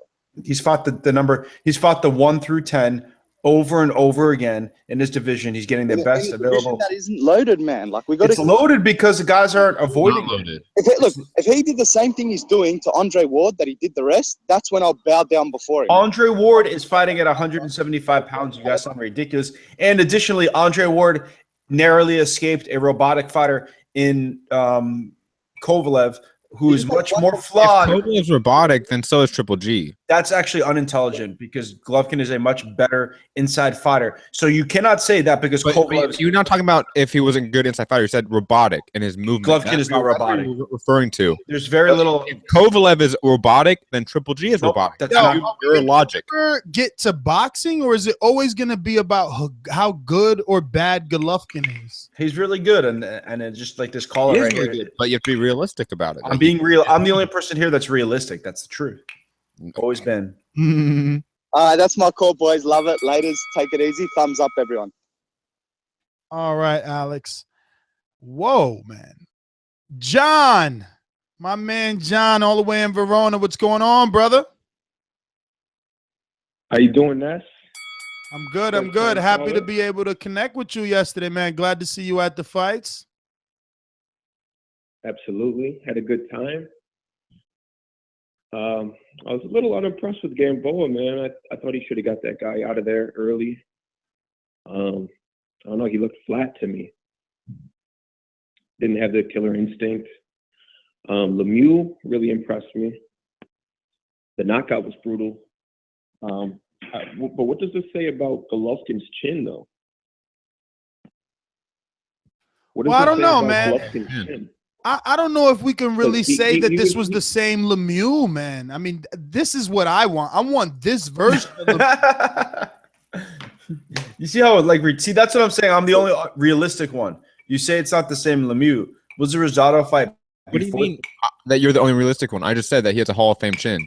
Are you disagreeing with me and saying I'm unrealistic too? I'm talking about Ness, right? Ness is trying You to said you guys. He's You said trying to you put. guys. Okay, I apologize. That's why Ness's comment right there is unrealistic, because Ness is trying to play both sides of the argument. Yeah, we know that Rosado fight happened before the Golovkin fight, and I think that David Lemieux that showed up in the Rosado fight is very similar to Curtis Stevens. It's just like Curtis Stevens doesn't move his body or head at all, and a much more, I guess he has more levels, and David Lemieux was able to exploit that and destroy Curtis Stevens because of that. So I think it's the same one, and I think his power is real, but like Matt said, I give him my credit that his chin is incredible. So he also rolls. Listen, I don't care about what chin you think he has, bro. Lemieux didn't come out with this aggression or throwing this many punches. Because he was forced him to come forward. Wait, John, go ahead, bro, before you run out of time. Ness, do you advocate for a rematch with Lemieux and Triple G? Yeah, I mean, I don't mean immediate. I don't mean immediate. You would pay for that, Ness. I don't mean immediate because obviously Triple G has bigger fish to fry in his opinion. But if in the interim he can't get any other guy, yeah, put this back on HBO since it didn't do good on pay-per-view, and let Lemieux get another crack. Yeah, he's probably going to be less fearful now at the very least, and he knows what to expect. I mean, why would he be less fearful when he went into the fight and lost every second of every round? Taking the punishment already, he knows what to expect. I mean, that's a little delusional, I think, to assume that it's going to look any different, honestly. And that's why I'm the only realistic one here, I think. I'm not the only one. There's people in the chat saying the very same thing, that they would like Triple G Lemieux on HBO. And that's one more question. Go for it. What do you think about the venue? What do you think about the Turning Stone? Should they keep holding fights there? What's your opinion? Yo, how many did it hold? It was pretty packed. Let's hypothetically assume it was sold out. What's the number? No, I'm not sure what the Let me see if they. I know venue holds about 5,000. I mean, it's a smaller venue, but I mean, I've always gone there. I've been going there. I've been going there since Golovkin, Praska. I mean, I went to almost everything. I have missed a few here and there, like the Ruslan fights, because I was like, you know, I'm not driving 5 hours for Ruslan, but yeah, you know, it's a good spot. You know, I think that the hotel is the casino hotel rooms are always pricey. You're talking about like $300, something like that a night. But it's a good spot for boxing. Every seat is a good seat. Like your seat was probably better than my seat. Like I got to see ropes. You could see right through the ropes, right? Yeah. Yeah, I had a good seat, man, except for the corner post. But overall, it was really good seats. Yeah, I think especially that second floor. I really think the second floor is probably the best seat in the house. I know people would think I'm crazy, but you're looking right into the ring. It's not like you could also get your blackjack on like right over there. I mean, I'm personally a fan of gambling, so I don't mind like a lot of people who watch. Like, you feel me, Ness, right? There's a lot of people. No, definitely. The casino's always a perk because it stays open late. There's bars if you want to keep hanging out. You know, all that good stuff is there. So I like the venue outside of the fact that it's a 5-hour drive for me.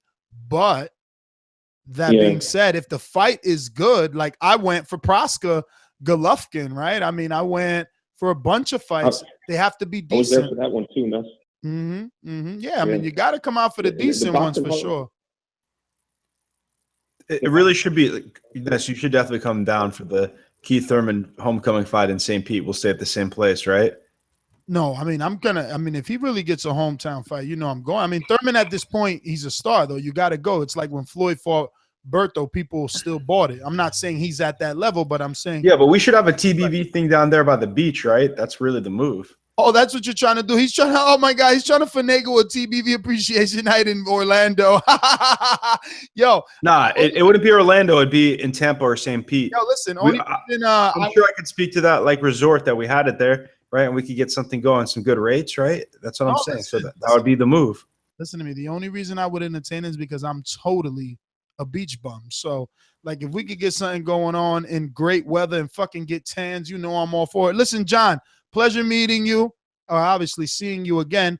This is my inspiration, guys. Follow him. Give him your IG so they can see this kid. Yo, this dude is my inspiration. I swear. I know it sounds like I'm lying, but it's totally not. Only he knows, because he knows when I started, I was DMing him and, you know, getting information on all the calisthenics that I do is really what he does, and he's way better at it than me. Totally rip. And if we ever get a sparring match with MD and him, I mean, based off physique, you know I'm Anthony Joshua, MD. So based off physique, he kills you. That's all I can say. But John, give them your IG so they can see your work, brother, on the calisthenic world. It was great meeting you, Ness. We'll meet again. My Instagram is Reign Supreme 48. Follow me and keep doing your thing with the show. I'm always going to support, and yeah, let's get some more good boxing going on. All right, brother. Dude does all types of handstands, man. He fucks with the parallettes, everything, man.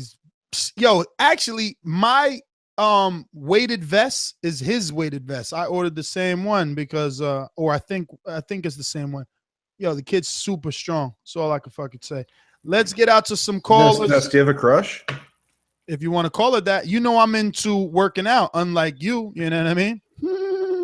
I mean, I wasn't the one in the ring like bent down, huffing and puffing. I was not bent down, huffing and puffing. Oh, the videos there. Chilling. Yeah, the videos are join Patreon. You can also hear. I wasn't gonna do a cheap plug. I'm just saying, video is the proof. They say pictures worth 1,000 words, but that video is worth a lot. I was definitely not huffing and puffing. Okay, I mean, mouthpiece hanging out your mouth is all. Yeah, I was done, bro. I was ready to. You're fucking, right. You're right. I was ready to go. I was ready to go. Right, you was done after Matt hit you. I was ready. 7 piece. Yeah, right. What I was ready to do is I was ready to go to the Italian place and get a nice meal. Where you, uncultured ass, was like, nah, bro. I'd rather go eat Tijuana Flats for the 5th time. Yeah, I like Mexican food. I'm uncultured because I like Mexican. Okay, MD Trump. What?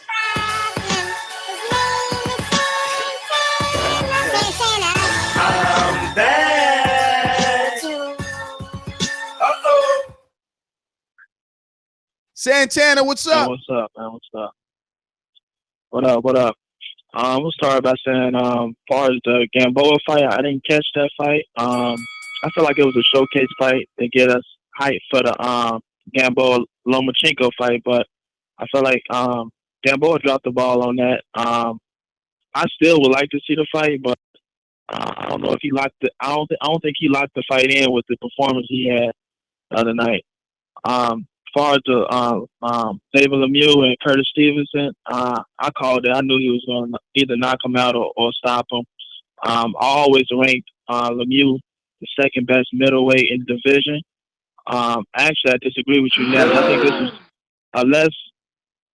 Yeah, I think this was a less Lemieux performance. Like, far as like, I don't think he even came in 100%. I don't think he took this fight serious. If you check the weigh-in, he was looking real soft in the mixed section. So I don't even think he was really training that hard, actually. You know, they asked him that. I got to disagree with. They asked him that at the press conference, and I swear to you, if you watch the video, from the way he answered it, he almost questioned telling the truth. I want to say that you're right. I want to say he didn't, because he, you know, there was, and he paused and he was like, nah, I was 100%. And it's like, oh yeah, oh yeah. Yeah, he was throwing 100% punches because he didn't want to go rounds. It seemed like, which honestly is smart if you're coming out of shape. You know exactly what you have, right? Yeah, I wish he'd have did that with Golovkin. Yeah, he would have just been knocked out earlier. Come on, Ness. No. You know how this game works. You've been in the ring, right? Yeah, and I agree with MD. Like, I disagree. Like, this version of Lemieux was the same one. It was just Golovkin. He neutralized his offense with the jab. That stopped everything Lemieux had. Yeah, but wait, no, Scorsese, because okay, Lemieux did everything. I mean, Scorsese, he doesn't even let you talk about Golovkin's jab. He immediately has to just go, yeah. But he ain't slick, right, Ness? Is that what you're saying? You don't cut off people too, MD. Come on. Listen, what I'm trying to say is, Golovkin did use the jab. I'm in 3rd place. We did the poll already. I'm the 3rd place cutoff on the show. But Lemieux didn't counter that by using his jab the way that he did in this fight. How many? He was doing double and triple jabs in this fight because Curtis Stevens doesn't jab, so of course he could let his hands go. Curtis Stevens was still, he could have been trying to jab Golovkin to offset Golovkin. Additionally, Curtis Stevens is a midget in there. Let's keep it real. He's a very undersized. So you're discrediting Lemieux's win? You seem to wait. I'm not discrediting Lemieux's win. I think he looked good. One second. I'm saying that the Lemieux that we saw tonight, what like the caller said, was the same Lemieux we've always seen. He just looked better because the opponent was good for him, right? I think Golovkin destroys him again. That's my whole point. Yeah, it's the same thing that's gonna happen. Like great fighters like Floyd and Triple G, they make good fighters look average. It's like there's nothing you can do about it. Hey, y'all took my whole call up arguing. Like, what? Y'all ain't ringing a bell on me, are y'all? Yeah, we'll give you 30 more seconds. Finish up. Up on you, did we?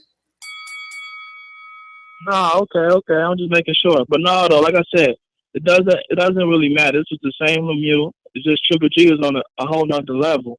And I mean, why you think Oscar is not matching Lemieux up with Canelo? I mean, that's a risky fight for Canelo, in my opinion. And I would like to see Lemieux fight either Charlo next or I don't think somebody said somebody's ducking Willie Moreau. I disagree with that. Nested. Yeah, Charlo or that's on some other shit. Whoa. Santana, who's signing up to fight Willie Monroe Jr.? Triple G. Not really yeah, Triple G fought him. That's it. And how long ago was that? 2 years ago? Year and a half, 2 years. Well, he got a Rosado fight, right? Rosado's popular with his eyebrows. And beat Rosado. And how long ago was that? Yo, no one wants to fight this dude. That was over the summer. No one wants to fight this dude. Let's stop acting like people want to fight him. He's ranked. Yeah, Billy Ho Saunders to give him a shot, right? Because he ain't Where's fighting that nobody. at? I didn't hear anything about Billy Joe giving him a shot. And when he beat Rosado, it was supposed to have been him and Canelo next. That was it. If Rosado would have won, he was going to get the Canelo shot.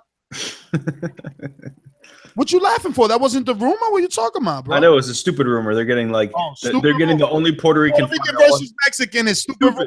Yeah, it's stupid because the Puerto Rican fighter is not very good. It happens to be not very good in this division. Well, dude, in boxing, they go for what sells. That's why Canelo Chavez. I know, and as hardcore fans, I can laugh at a stupid fight, right? Is that fair? Also, yes or no? Yeah, but you also have to laugh at it and say that you understand it, like that it is feasible or it has happened. I know, it's just so fucking sad that Canelo, who dropped the belt against Golovkin, is fighting all of his fucking. You're more butthurt that he dropped the belt over Golovkin, that he's doing what he's doing. That's what it is. Your boy never got to tag him down. That's what it is. I'll say this again. Canelo's looking to fight Golovkin's Klingons. That's really what he is. And you're jealous. That he jealous of what? That he can do that and still be more popular and be adored while your guy is being, I don't know. He's not adored. I don't really know about adored. People question your guy. They want to shit on your guy. You got to. I know. You're mad at Canelo. I know. I'm not mad. Well, I get frustrated sometimes with these hardcore boxing fans. Canelo, he never should have dropped the belt. I shouldn't have. He should have fought him and gave Triple G his shot at glory. I mean, or no, they should have got each other.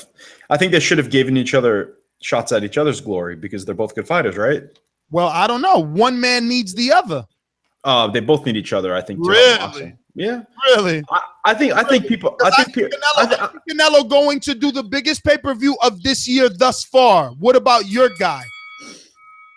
We'll see how the pay-per-views do. No, I mean, he's fighting Daniel Jacobs. So what you want to go on record right now and make another bet? Sounding like Tom Loeffler over there. Did he lose another $100? Who's that guy that he owes $100? So you want to make another bet right now that these pay-per-view numbers do better than anything? I'm not arguing that Chavez Canelo's not doing better, but I also think that Chavez can do better than all Triple G's pay-per-views combined. I don't know about he's done one before. I don't know about combined because of the including the Triple G Jacobs. Hell yeah. I mean, I don't know, man. He's done two. The Brook one. Yeah. You know, you can't say combined, Matt. That's a little reach, but you could definitely. UK doesn't count. You always say that. So he's done better than his two pay-per-views. One was Lemieux, and no. We're saying he will. We're saying Canelo Chavez will do better than anything. There's a lot of boxing fans out there that will get duped by a bullshit fight, but I choose to spend my money where I want to spend my money. Duped by a bullshit fight, Matthew, Mexican style. That's fucking propaganda. That's marketing. Propaganda? How so? He knocks them all out. How's that propaganda? Duping. That's not duping. Trying to adapt a nation. That's not duping. I mean, Floyd's going to the UK and telling the UK fans that they're better than American and African fans. What is that? I mean, we say that on this. What is that, Ness? What is that, Ness? What is that? On this show all the time. What is that, Ness? I know I do. I say it on this show all the time. UK are better than us. That's fucking right. I wish I was in the UK. We would be on TV. We would be on TV. Yeah, I'm just saying that. But what is that then? What is Floyd doing then? He's smart. He knows that. Okay, so is Golovkin not smart? Is Golovkin not smart? Growing up in a Mexican, his trainer's Mexican, right? 1 second, his trainer's Mexican. He happens to fight MD, but don't say one's duping if the other one isn't. Oh my god, you don't know what you're saying. Yo, they're both duping is my point. No. Golovkin's duping nobody. All right, really quick, I want to send a quick. Golovkin's perfect. Okay, don't besmirch his holy name. I know that's the thing. He's the Messiah, Golovkin. This guy. He is the perfect boxer. I have to defend you guys. Marvin Hagler and Carlos Monzon combined. Yo, but do you understand how annoying it is to some of the listeners that all you want to talk about is the defense of? You're like his private attorney, bro. I mean, listen, I mean, you should listen to the Deontay Wilder based shows. But we're not talking about Wilder, just like we're not talking about Golovkin. We're talking about Lemieux and Gamboa and Claressa Shields and Demetrius Andrade. I'll have to say, Nery. in Jersey, wherever exactly city you live in, there's definitely a glass house. Yo, I wish I would have been faster on the draw to hit you with that.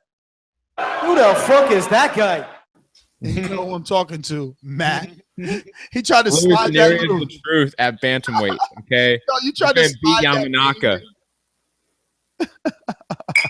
I don't worry. Real boxing over here instead of be Jesus. Really quick, to be honest, I turned on the TV and I thought there was a documentary on horse jockeys, and I realized that it was the 2-a-day with Roman Gonzalez. I was confused. I didn't know.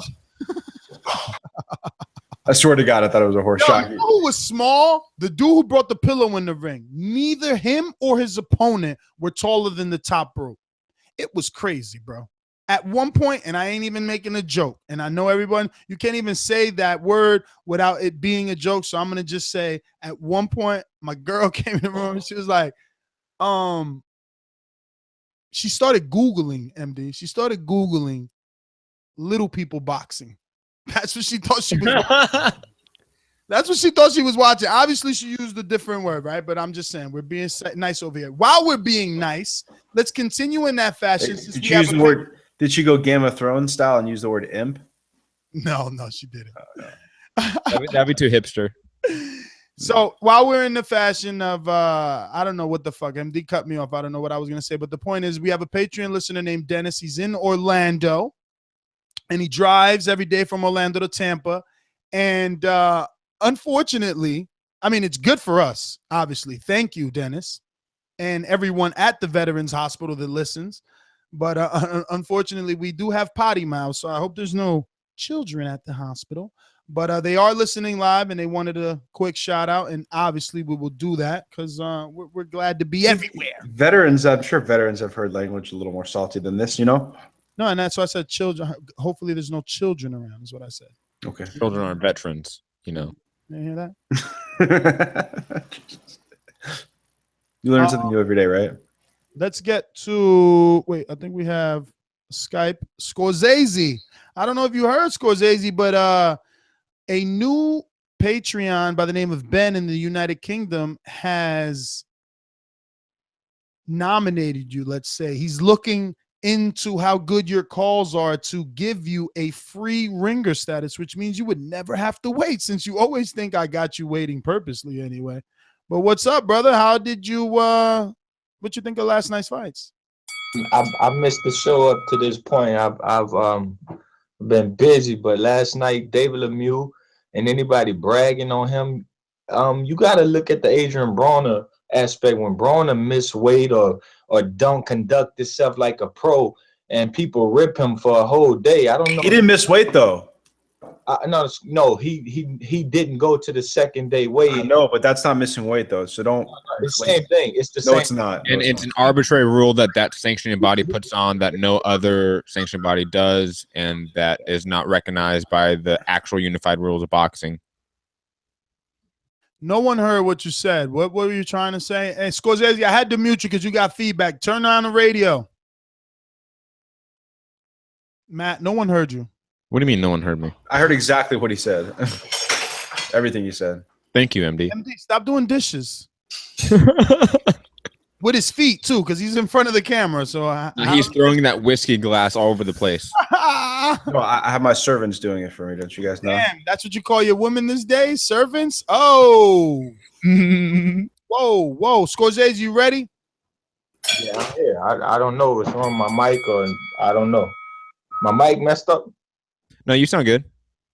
Oh, okay. It's just when y'all try to get feedback. Yeah, well, I don't know if nobody else got on the Verona train and how they do with Verona when he don't act professional. Dave Lemieux missed the second day weigh-in, since we got to be politically correct, 100% correct. We know. But Broner misses weight and doesn't show up in the ring. Lemieux showed up. That's the problem I got with Broner, right?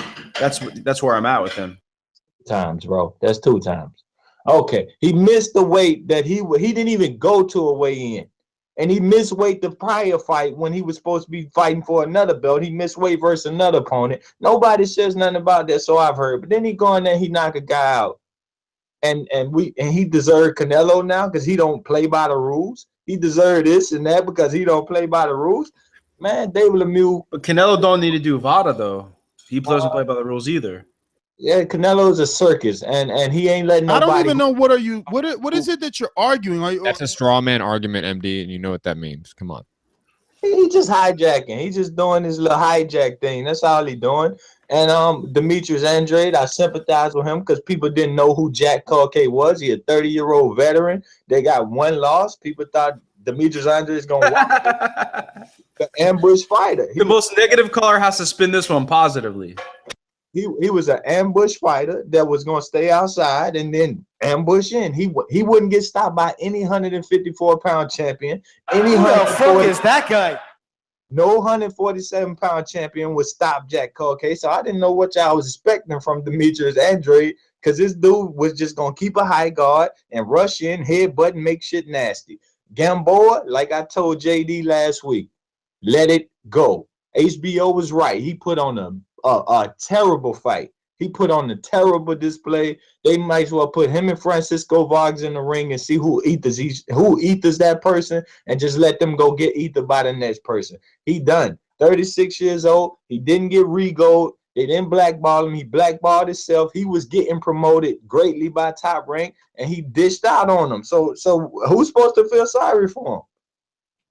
Listen, the opponents that they have for Gamboa, he's going to get more TV time. He's got a 3 to 4 fight deal. And if they put him in with Vargas, Burchett, and Mura, those are all good fights for Gamboa. They make him look better. You can't have someone that's not going to make the fight. Gamboa's a counterpuncher. Burchett kills him. Burchett sends him into retirement. To be a counterpuncher, at least you see that sometimes he tries to come forward. He lunges in. He makes plenty of mistakes to make exciting fights.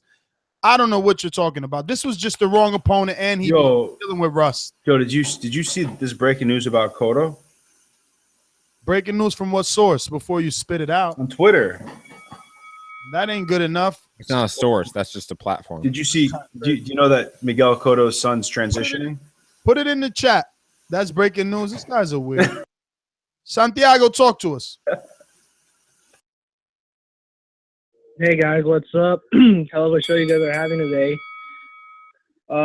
Man, what a friggin' knockout by Lemieux on Curtis Stevens to put him out. Shit, I hope he's doing okay and everything. Lemieux looked pretty good. I was doing the live play-by-play with Matt as well, but I did watch the fight later once we were over, and those shots sounded thudding and looked thudding like they usually do when it comes to Lemieux. You know, especially those jabs, you know, just jabbing his way in, setting up his punches to the body, to the head. Man, you know, I look forward to seeing him fight, you know, hopefully a Billy Joe Saunders or Willie Monroe Jr. or even Canelo, I give him a good chance against Canelo, full-fledged middleweight. God knows what Canelo does after this. And to answer your question, I really don't give a shit for the Canelo Chavez Jr. fight. I'm with MD on this. To me, this fight was never worth going out there. The ticket prices are insanely high. They're doing these closed circuit ticket sales that I got an email for. So it's like, prior to getting my Tiger Stream, I would never have watched this fight. Gamboa was pretty much. Wait. How much are they offering the closed circuit for? What are they giving you? $75. And what do you get? I'm assuming it's going to watch it in some place and whatnot. Personally, like I said, I don't care for the fight. I'm pretty much with the same sentiment as MD. This fight isn't worth it, in my opinion. Would I watch it? Sure. Would I pay for it? God fucking no. All right. I mean, but you're gonna watch it. You would watch it at least amongst friends and shit. No, of course I would watch it among friends, but like, would I pay the full pay-per-view price? No. I mean, I've been telling anybody who'd be anybody, if I was gonna watch this fight, I'd wait to see if they put it in theater so I could pay $25 to watch it. I wasn't gonna pay the full $60 or $70 to watch this. Hell no. Not worth that price. I hear you. See, that closed circuit sounds right. That's what I was telling MD. I mean, our closed circuit, we would do something like everything included. You know what I mean? Fight and drinks. Of course. I mean, if you guys wanted to do closed circuit, I'm definitely down to come down and watch it with you guys, watch it among friends and family and all that good stuff. But personally, as I'm already saying, I wouldn't have paid to watch it, on my own. Yeah, no, but it sounds like MD is right. It sounds like MD is right. This is not a good fight. Of course MD is right. MD is echoing my sentiments tenfold right there. So, like, I only got a few minutes left, so if you don't mind me getting through the topics really quickly. Go ahead. All right, so Gamboa was obviously just in there to shake off the ring rust. He didn't really look like he cared to go for the knockout. Let's see how he does at 130. Let's see if he stays disciplined enough to keep making the weight, because he did come in at 131, 1 pound over the junior lightweight limit. Clarissa Shields looked amazing, but she did have a lot of nervous energy and definitely looked like someone just trying to go in there for the knockout, because she was sitting that woman with everything but the ring post. So I look forward to seeing who she fights at 160. Demetrius Andrade, split decision win against a guy who I'd never heard of prior to this fight, and hopefully he shores up his technical deficiencies the same way that I'm saying that Wilder does, because against this top opposition like a Charlo or a Lara, it's not going to serve him well. As always, that's my call. Any questions, feel free to ask. Otherwise, I'm out. Hey, Santiago, what code did you use when you bought your Tiger Stream? I use the code RICER. RICER. Why wouldn't you use the code Boxing Voice? I'm going to hit you in your head. Bah! How much do you get off with that Boxing Voice code? $75. How much is the RICER? 100. Damn! Who the fuck is RICER? Ask Fern, dude. Fern has the hookup. Damn, Fern. Hey, whatever gets you guys the cheapest, because I tell you, I updated mine too. Everyone should update about getting one. I'm totally thinking about getting one now. Dude, everyone should update theirs. The OT updater, they got a new media player. Bro, it's running so fucking smooth. I mean, it's always been good for me, but I'm ODing now. Like, I'm watching. I use it more for movies. Obviously the boxing is my number one, but I use a lot of movies. But we got more alumni. Let's get out to the callers. The number 1-425-569-5241. International callers can add Nesta Gibbs on Skype by adding NESTORGIBBS as a friend request on Skype. Let's go out to... Want to go to Monsterpiece? Lucky you said that. You came in with the producer save, because I was about to go to my man. You should know like I know. Ooh. Sorry. But Monsterpiece is sort of like a producer. I'm a motherfucking monster.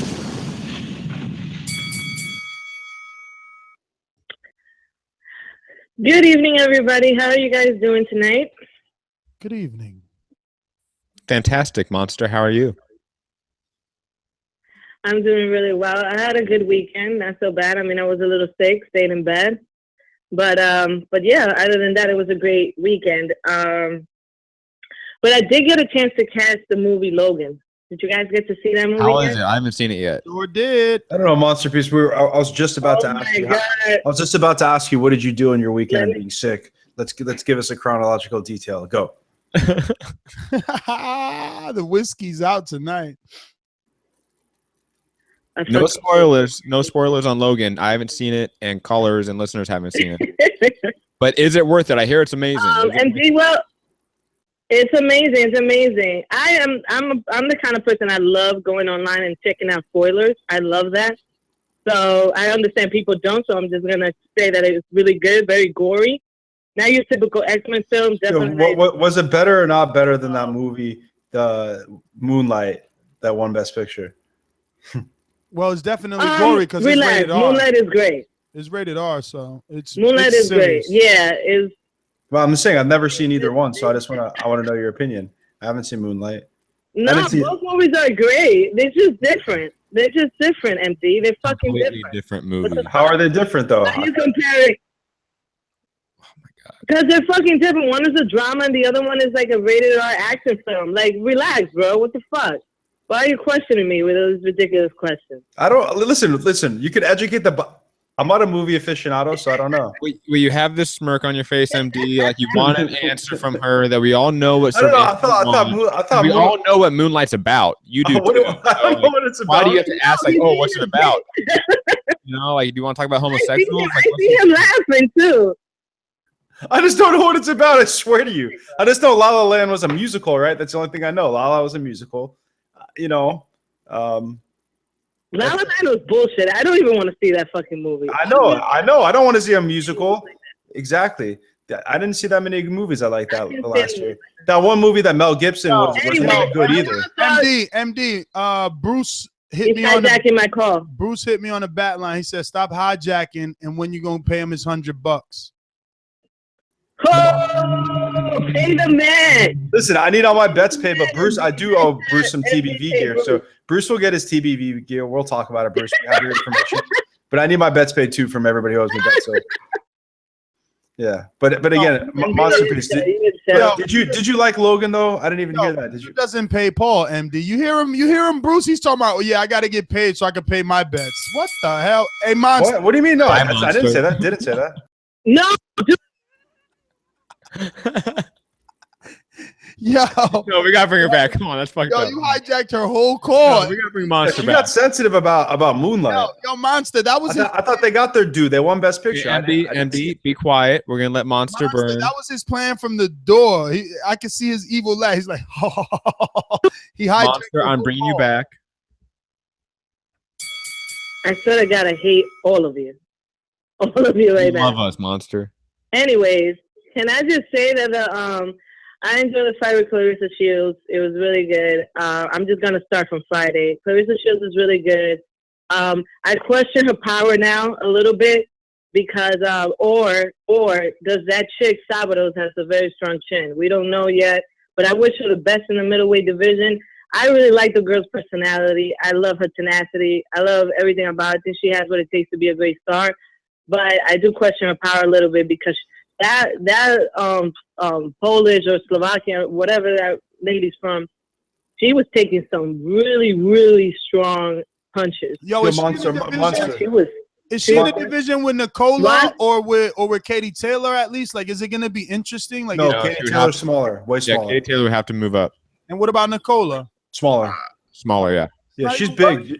She's big. Like There's no one at the middleweight division for her. Damn, no one. Yeah, but Monster Piece, how many wins? What'd you say, Ness? Are you surprised I know that?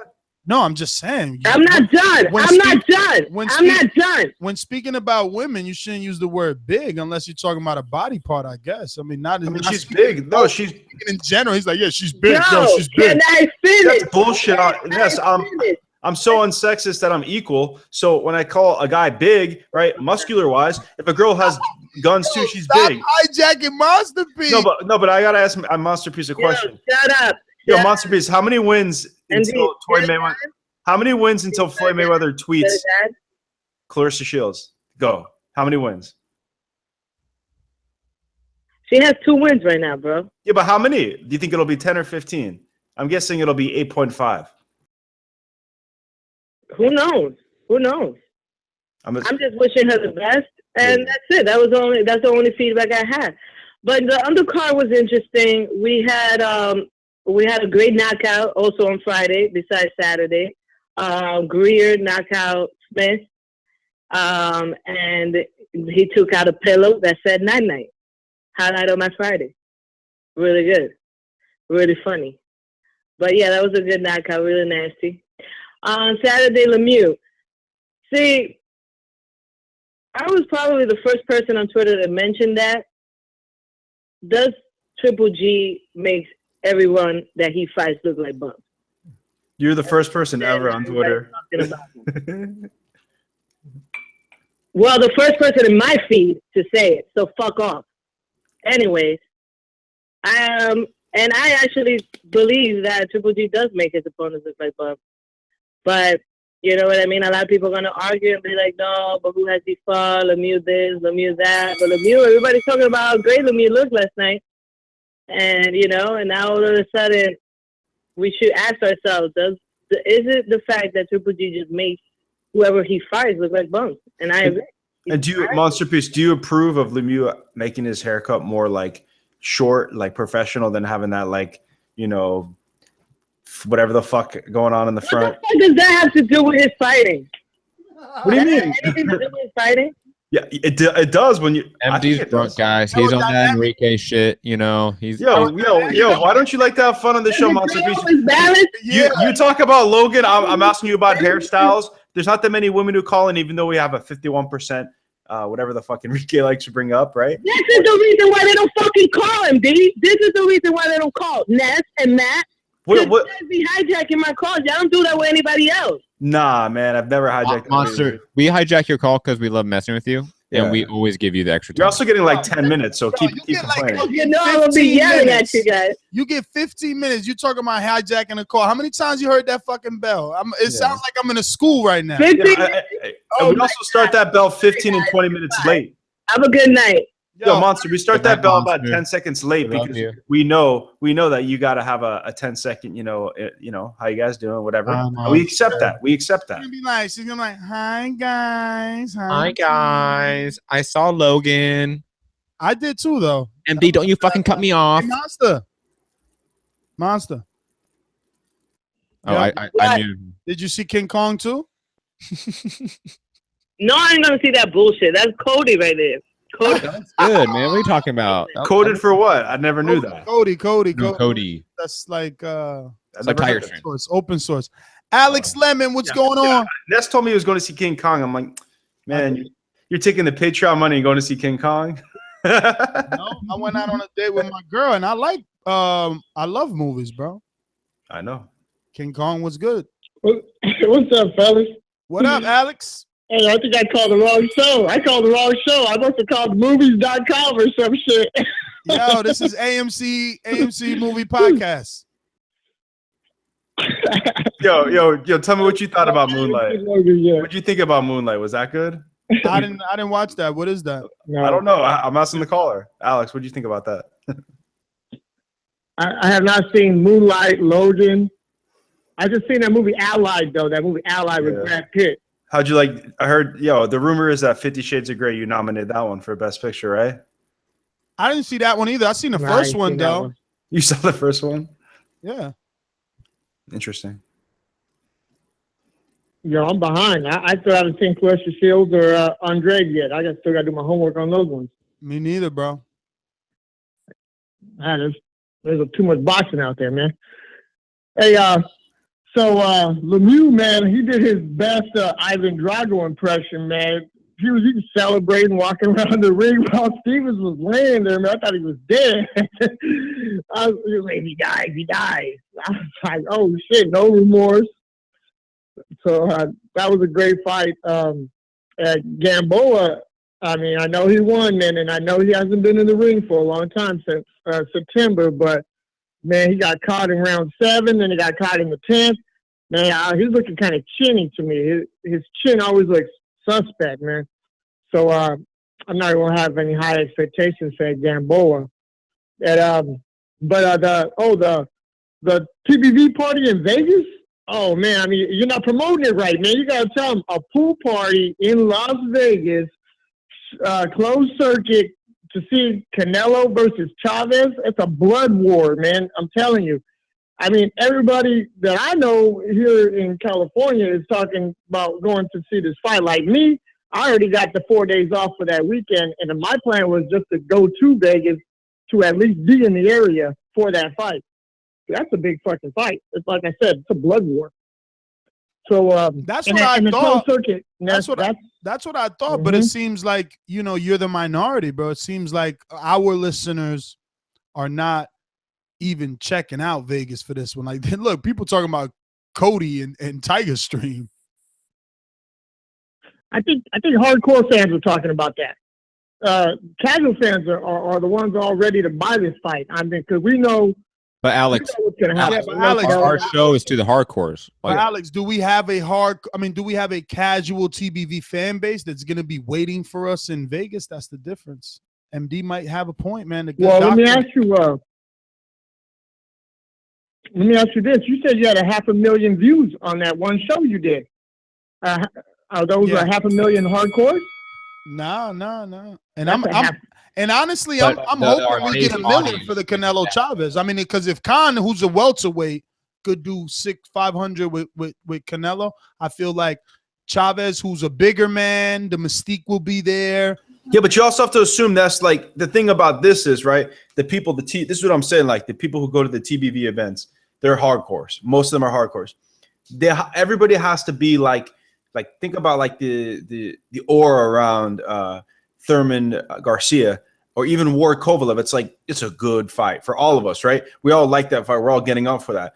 And the attitude for a lot of the alumni, the people who've been paying attention to boxing, we know it's not a good fight. So it's hard for us to when the week comes in the fight, I'm buying that pay-per-view, whether I'm going to see it at a bar or I'm going to get down with it with some friends, whatever. But it's not a fight that I'm going to be looking forward to setting the date for. Does that make sense, Ness? No, it totally makes sense. Alex, rebuttal? I don't even really want to waste my time on the Canelo Chavez. I'd rather talk about the past fights this Friday. I mean, if anybody missed them on Unimas, Solo Boxeo, I mean, Andy Venice, Danny Valdivia, Callisto Madera. These are names they need to know, and they should go check them out. Check them out on YouTube. Check them out on the Boxing Voice Twitter. And on Instagram. I just threw on that Andy Venice. That Valdivia knockout was serious, bro. He's 154 too. We might see him finally mixing up with some bigger names. Right. I mean, like the future is bright, man. And with them, with Valdivia and Callisto and Andy Vences. I just threw that Andy Vences on the Boxing Voice Twitter. So if you don't have Unimas and you can't see the fight, go to the Boxing Voice Twitter. Check it out. Ness, great show. I'm looking forward to everything, man. All right, brother. Well, thanks for calling in. You know, that kid, Christopher Gonzalez, I think it's called, Chimpa or something like that. Dude, he suffered a upset loss this weekend. That left hook was pretty they hit him with, bro. He was not expecting that at all. Let's get back out to the alumni.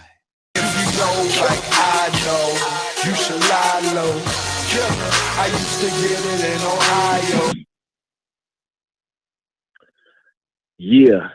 What's up, fellas, man? It was a nice little fight last night, for as short as it or as long as it lasted. Well, first I'm gonna start with Andrade's situation, man. He looked different. I mean, he didn't look like his typical self. So I can't say I really give him a pass, but assessing him against a Charlo brother or even possibly Triple G or even Canelo, I think he has to go back to the drawing board and really sharpen up his tools if he's really going to try to call himself on that level. But still, I still think he's gonna definitely one of the top 154s easy. Man, Lemieux versus Stevenson, man. I'm gonna say this, man. I mean, I knew this was gonna happen. I don't know why people were saying it was 50-50 just because, you know, Curtis can punch. But he's been getting knocked out for this last 5 years of his boxing career. I mean, he lost to Rosado in that he was fighting in that BKB alternative XFL type boxing league. Like, come on, man. Curtis has been low key kind of washed up, and what Lemieux did to him really ain't that surprising. And people are kind of trying to, I guess to you, Ness, when you're trying to say, I wish that this Lemieux was fighting like that against Triple G. There's no way he could have done it because, and I'm hating that I'm siding with your boy, your boy MD, but that jab and how technically sound Triple G was, all that, you know, just throwing hooks and hooks and hooks, all that, he can't get none of that started when he got a jab coming in your face. You can try to over jab it with a double jab. He was trying to jab over top of Triple G, but Triple G's jab is so hard, he stopped trying to do it. You know what I'm saying? Triple G's jab is what broke Kell Brooks over the bone. It wasn't no hook, it was a jab straight on his eye. You know, given he's a welterweight, but Triple G's jab is a different type of jab. So at the end of the day, you know, I just think Lemieux is kind of limited in his boxing skill, power. Yes, he's blessed, but he's just not equipped to fight on anybody's level like a Triple G. So I wouldn't personally want to say a rematch because it'll be the same exact outcome. It'll be no difference. Maybe if he got a little bit better trained to do something with Triple G's jab, but I still don't think there'll be anything. Well, what about Canelo? Was that a more competitive fight, you think? That would definitely be a more competitive fight just because of the size. And I don't know, man, because I think Canelo will. I think Canelo. Boomerang status. Boomerang status. Words in your mouth status. Got to come back with that boomerang. This portion of the show we call In the Know, presented by my brother. Yo. You know it ain't no show without info. Joe, what's up, my boxing brothers, the boxing voice? How y'all doing?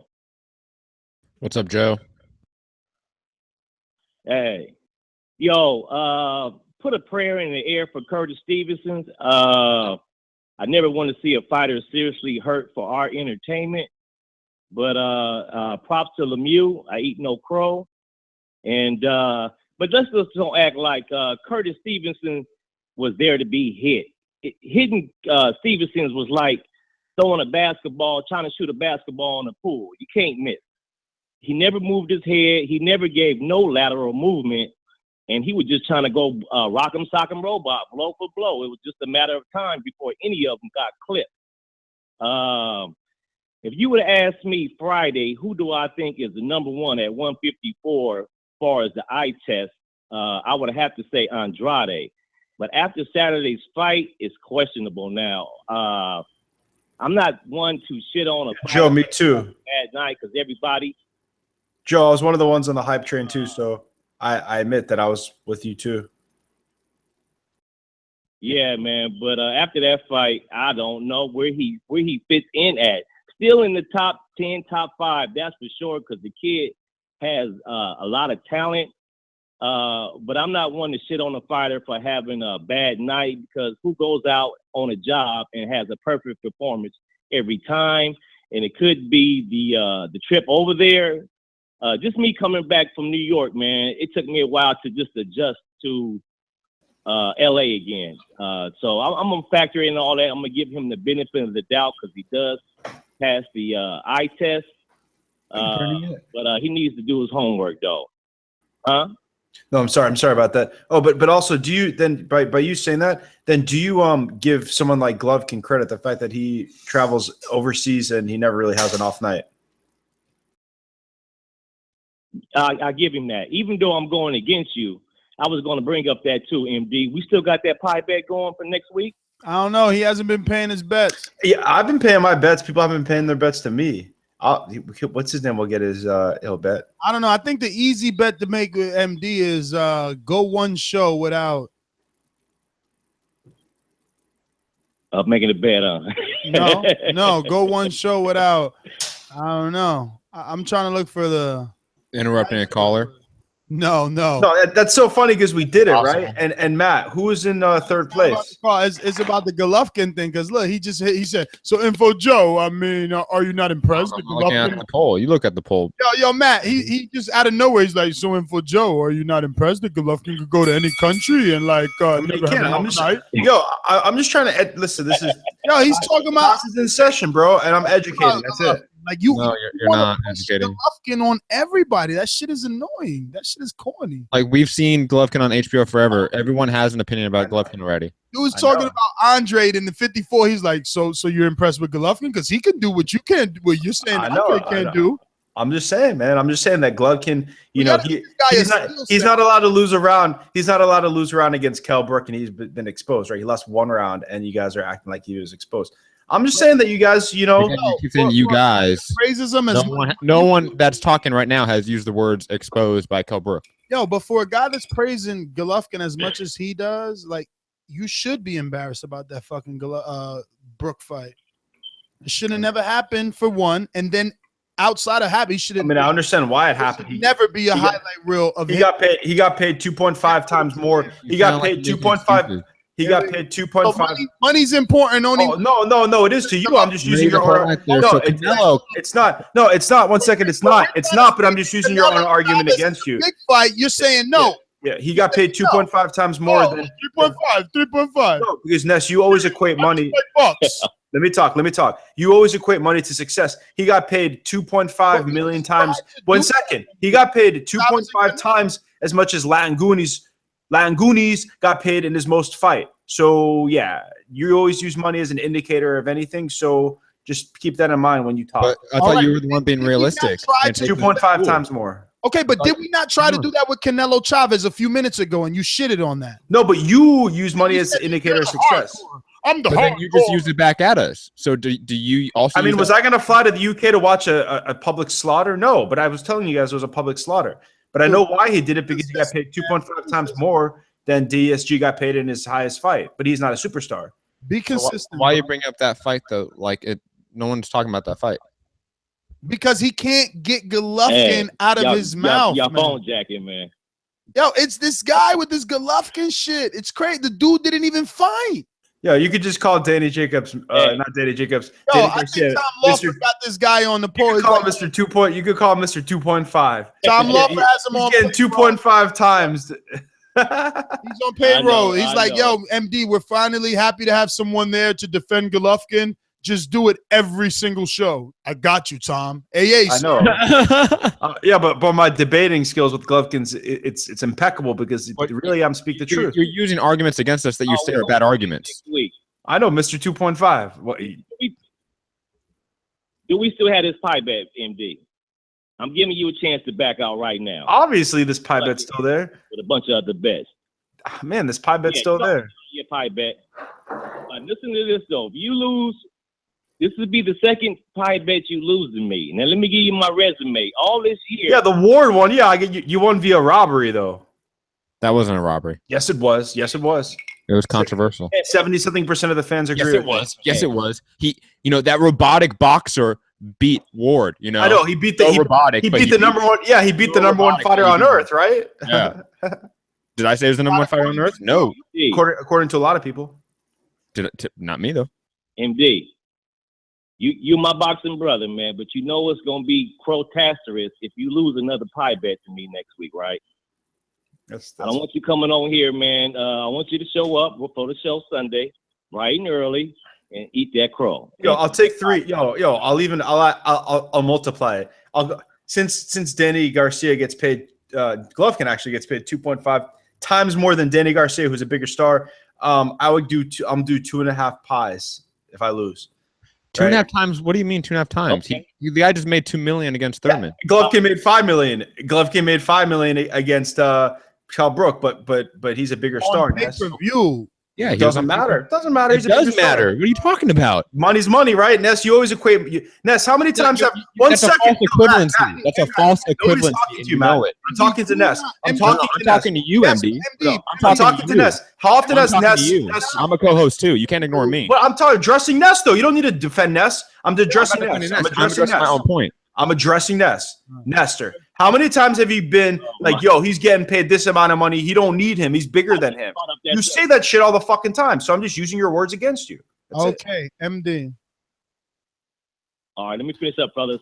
Far as Gamboa, I think he needs another tune-up fight before he fights anybody in the top 5, man. It was a lot of rust in there.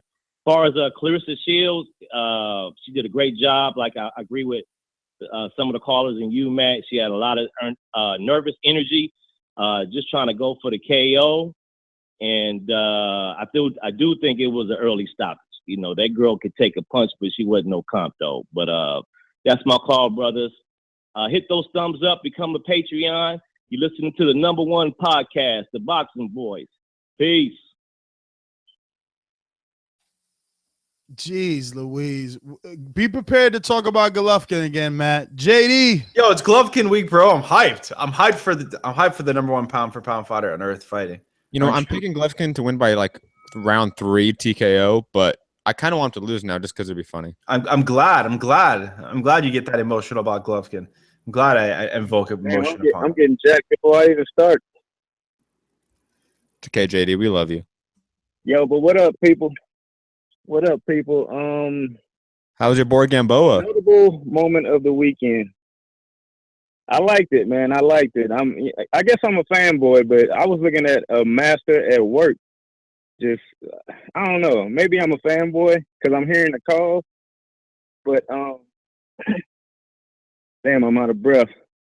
We got through working. But, I don't know, man. I was watching the fight on Cody with the sound. I was at a bar and I was on my tablet watching the fight. So I couldn't hear the damn commentators. So yeah, yo, TBV's fans got technology. I don't even know what this shit is. Cody, what is it called? Yo, how are you in college and don't know what Cody is? Well, I don't steal material like that. Yeah, I got a Stream Smart box, so it sound like it's. I have like Xfinity and Cox cable. I don't know what those things are, honestly. Yeah, but as far as the Gamboa fight, I feel like he did a good job. He was, from what I was looking at, he was just outboxing the shit out of the dude.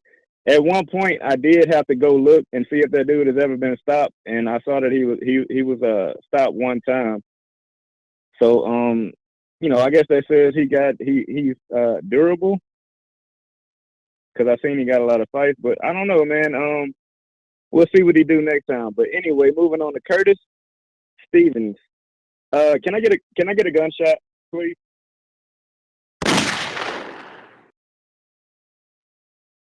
That's to the trainer of Curtis Stevens. Had the dude out there looking stupid as fuck. I mean, who in the fuck trains this dude? That's the question, because we got to find that shit out. He was trained. He was trained by David Jackson, John David Jackson, who trained Sergey Kovalev. You can't always blame the trainer if a fighter looks bad, though. I think, especially one that's already been fighting for a long time too. Fuck that. You can blame the trainer for that shit. I mean, after the first round of that stupid shit, like just having your guards up and getting your ass whooped, like at some point you got to say, hey, you know, Curtis, listen to me, bro. No, but to be fair, it was just horrible. To be fair, in the second round at points, he did come back with great counter punches, and they did land flush on Lemieux's head. It's just Lemieux was able to. I mean, there was a point in the fight that I saw Lemieux take some punches, and if I was a David Lemieux fan, I'd be worried, right? So I wouldn't say Curtis Stevens was ineffective completely. I would just say that he was outgunned, right? I guess, man. I don't know. That shit was just horrible to me, man. I don't want to see him fight no more, honestly. That shit was horrible. But I need Crow for that fight, though. And I'm out. All right. You know, I'm happy to see this name in the queue. It's gonna be funny. It's gonna be good. I can't wait because MD doesn't know it. I can't wait. I know. What's gonna happen, huh? I don't know. The Thunderdome.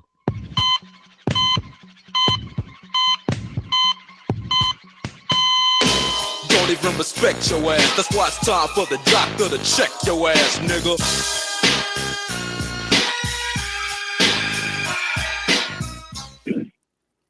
Yo, Fight Doctor, before you get your time, tell me your movie of the year. Let's be positive first. What was the best movie you saw last year? Was it Moonlight? Well, I didn't see Moonlight, so I don't know. The best movie I saw in 2016. Oh wow, I would need time to think about that. All right, Matt, put him down for La La Land. Okay, continue. Yeah, I don't think so. Okay, not at all. But I did see La La Land. Okay, don't ask me why. All right, right. In any event, back to boxing. Okay, Curtis Stevens needs to retire. What the hell? Well, my question is, what game plan did they come up with for Lemieux? I mean, was it to stand right in front of him and eat punches? I don't understand. Like what was it? What were they thinking? Listen, I think John David Jackson might be in that overrated column as far as trainers are concerned. Because I'm trying to figure out like what the hell were they thinking? Yo, he got Chris Algieri to look nice against Earl Spence. Come on, you forget about that performance. And versus Khan. Well, look, listen. According to MD, he got him to beat Andre Ward, the #1 fighter in the world. Mm-hmm. Well, Kovalev lost that fight, so. Fight Doctor, you know who won that fight. We both know. Yeah, I know who won the fight. Andre Ward won the fight, okay? Yep. Listen, at the end of the day, it wasn't a robbery. Now, if you thought Kovalev won the fight, that's fine. I have no problems. Okay, but to call it a robbery it wasn't.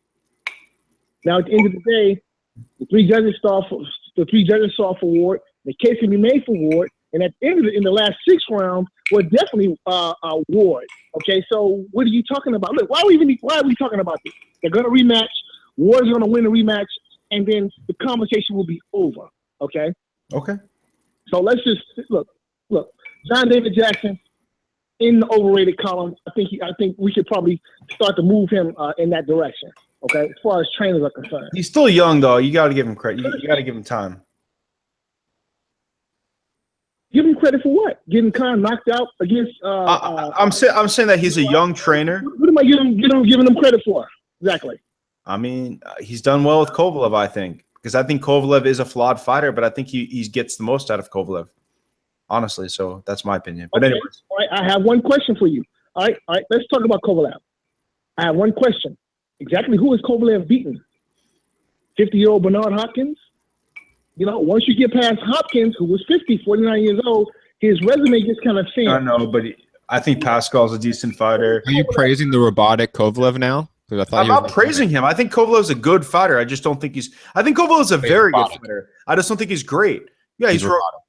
Yeah, he's robotic. I think that's his flaw. Triple G isn't robotic. Yes, he's not. Oh my God, whatever. I don't want to get into that a lot, but continue. Move on.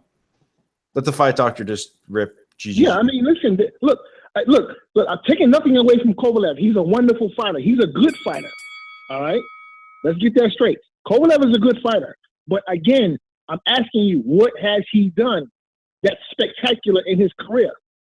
Beating 49-year-old Bernard Hopkins is not spectacular. Chad Dawson had already did it. Okay? So what has Kovalev done other than lose a close decision on Andre Ward? He's a bum. We get it. He's a bum. It's okay. That's fine. I didn't say that. You just said he's a really good fighter. Kovalev is not a bum. That's being unfair to Kovalev.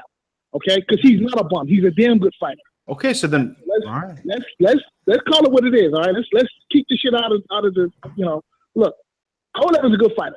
All right, Fight Doctor, start wrapping it up. I gave you extra time because hijacking MD here.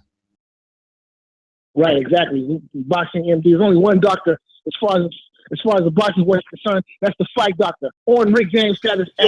Yo, how do you feel? How do you feel that you can't use Golovkin? You can't use Golovkin after this weekend. You know that, right? Look, if he beats Jacobs, I'll start calling him Golovkin. If he beats Jacobs. Yeah. Okay, but unfortunately for you and the rest of the Golovkin universe, that ain't gonna happen. All right. Hold on, man. You just earned yourself more time. Why is Jacobs gonna beat Gennady Golovkin? Oh, well, I'll be more than happy to tell you, sir. I'll be more than happy to tell you. The reason why Jacobs is going to beat Golovkin is because, 1, he has a jab. 2, he's a real middleweight. And 3, he has a middleweight punch. And 4, he has he's in his prime. All right. So we're not gonna hear. Oh, he doesn't have a chin. We all knew he got dropped by Mora. Golovkin is just, he's in this division, and they're not good. He needs to move up. Why he didn't fight? I don't want to hear none of that shit. Okay, you ain't heard none of that shit from me. I'm telling you why Jacobs is going to beat Golovkin. Okay, because he has a jab. He knows how to box. He's a real middleweight. He's not coming up from welterweight. There's no bullshit about the weight. There's no the cards are not stacked in Golovkin's favor like they've been in his last couple of fights. Okay, fighting no-name guys, got guys coming up from welterweight. I mean, come on, man, fuck out of here. Listen, look, Golovkin is a protected fighter. Okay, he's a protected fighter. That's the reason why he's 35 years old. All right. Thursday, because you ain't even Patreon. Forget Boomerang. Thursday, we just gave you 10 minutes on your alumni status. Someone I do want to listen to, Brad, because of your skill, I want to ask you the level of entertainment for you on this show and this version of MD, because I don't want to be overthinking it. Some people think he's entertaining with his over glorifying of Triple G. How do you take it? And Brad, before you continue, I think we should also ask the same question when Ness has the balls of one Deontay Wilder in his mouth. You got a pearl necklace around you, MD. No, but what he doesn't understand is if I do that, it's on a Deontay Wilder show. Like, you're still talking about a guy that's not in the title. I know. He wasn't in the 5 topics. I mean, whatever, whatever, Okay, let's get I remember when we had a Luis Ortiz show, a Unity reaction show. You're like, and if he faced Wilder, Wilder, he would get knocked out. Like, that's kind of what you said, Ness, and a lisp too. So that's all was his voice. Okay. I don't know. All right, so let's get to Brad. Hopefully we could play the round and not have to give extra time because we didn't hijack them as a group. No one is responsible for all the hijacking. We're doing it together. Blind Man Brad in Bakersfield, how are you enjoying this episode? Well, I enjoy every episode, and to be honest, it is very entertaining whenever MD goes, postal and stuff on any topic. But the truth is that Triple G is a great fighter. Does he deserve the topic of discussion for David Lemieux, who I picked to win, by the way, beating the guy he damn near killed? Curtis Stevens. I don't know. I mean, yeah, I know, but I'm just saying that it was, and that was horrible. But yeah, he does come up in the conversation. I hate to give credit because I know that I know it's a little bit of a rivalry here, but I mean, I hate to give credit, but he does come up in the conversation as the next guy, right? I mean, but honestly, do you guys want to see David Lemieux fight Triple G? I don't know. It really bothered Ness when Ness wasn't there, right? But I don't know if you heard it back in the broadcast. David Lemieux called Golovkin the kingpin at 160. So I don't know. Whenever, I kind of like that nickname, right? So I mean, maybe that's what the fight doctor should have to refer to Golovkin when he beats Jacobs, right? The kingpin. I personally do not want to see the David Lemieux fight necessarily like right after this Jacobs fight because I think it's going to look very similar to the first fight. But that doesn't take away what David Lemieux is. He's still top 5 middleweight. What about you, Ness? Like I said already on this broadcast, man, if we get this version of him who's going to be beating to the body the way that he was, who's going to be letting his hands go, who's going to be, using offensively disciplined, using his jab in the 1, double, and triple. Yeah, I want to see it. Yeah, and I'm on the no. Not pay-per-view. HBO, yes. I'm on the no.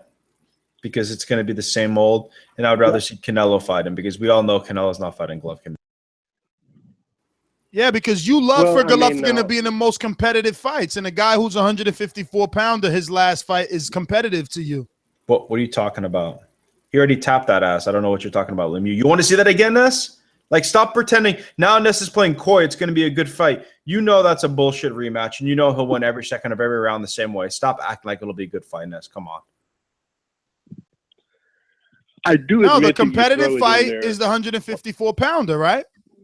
Canelo. Wait, Lara? Are you talking about Lara? No, the dude who you fucking jerk. Relax. No, you don't want him to fight. You don't want him to fight that. No. Only you do. Only you do. He deserves it.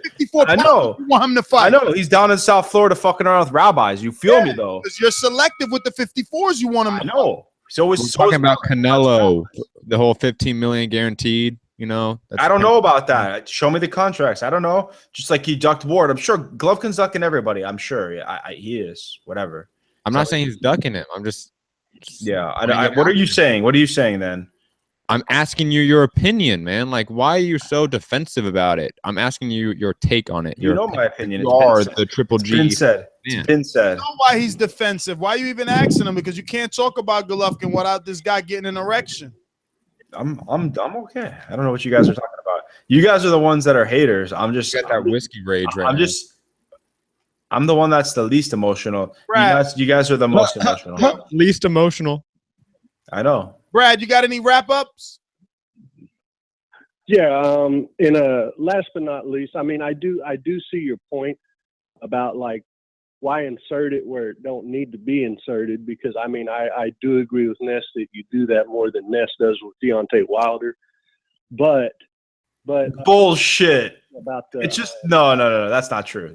Oh, see, all of a sudden now you're on the opposite side. How is it not true? Agree. Because you can't talk about AJ. You can't talk about AJ, who is the most popular. MD. I asked you not to cut him off. The bell rang. We had to give him extra time again. Every caller, we're giving extra time. Just let us finish.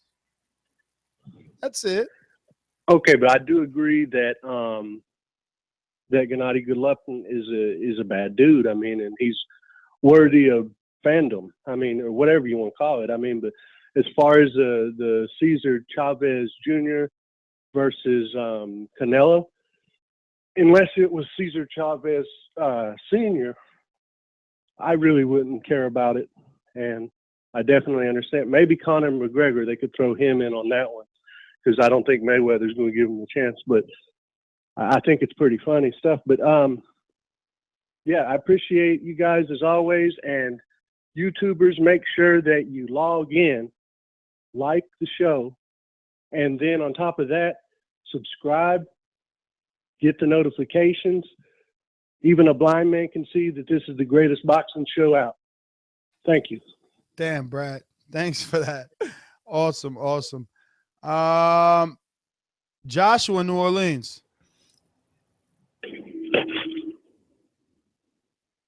Joshua. Yeah, hello? Yeah, what's up, brother? Yeah, this is a pretty good show, and I want to talk on Golovkin without being interrupted by him. I got to give my quote first for Curtis Stevenson.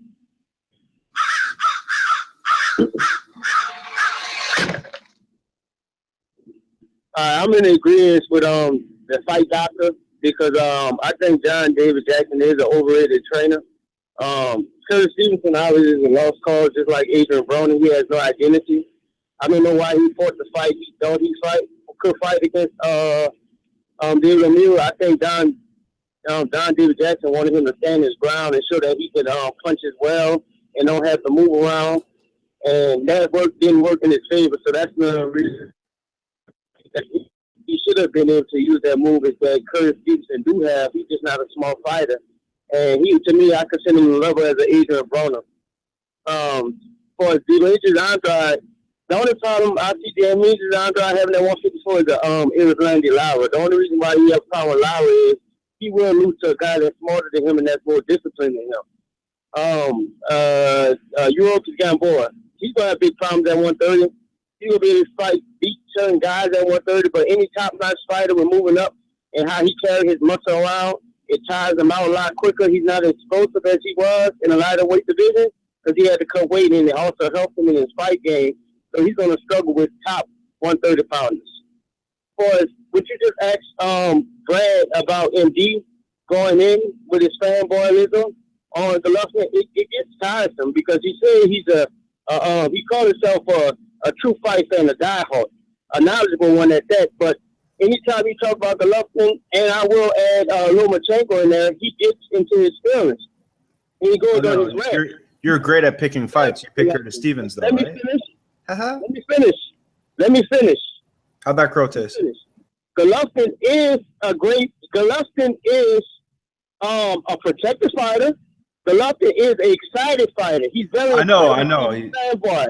I mean, he's an excited fighter, but Golovkin hasn't done anything that great fighters do to be acknowledged as great as some people put him. He's a protected fighter. He doesn't take no risk. He's not going to find no fights that he claims he can't get, which they have people who want to fight him, but he doesn't take these chances.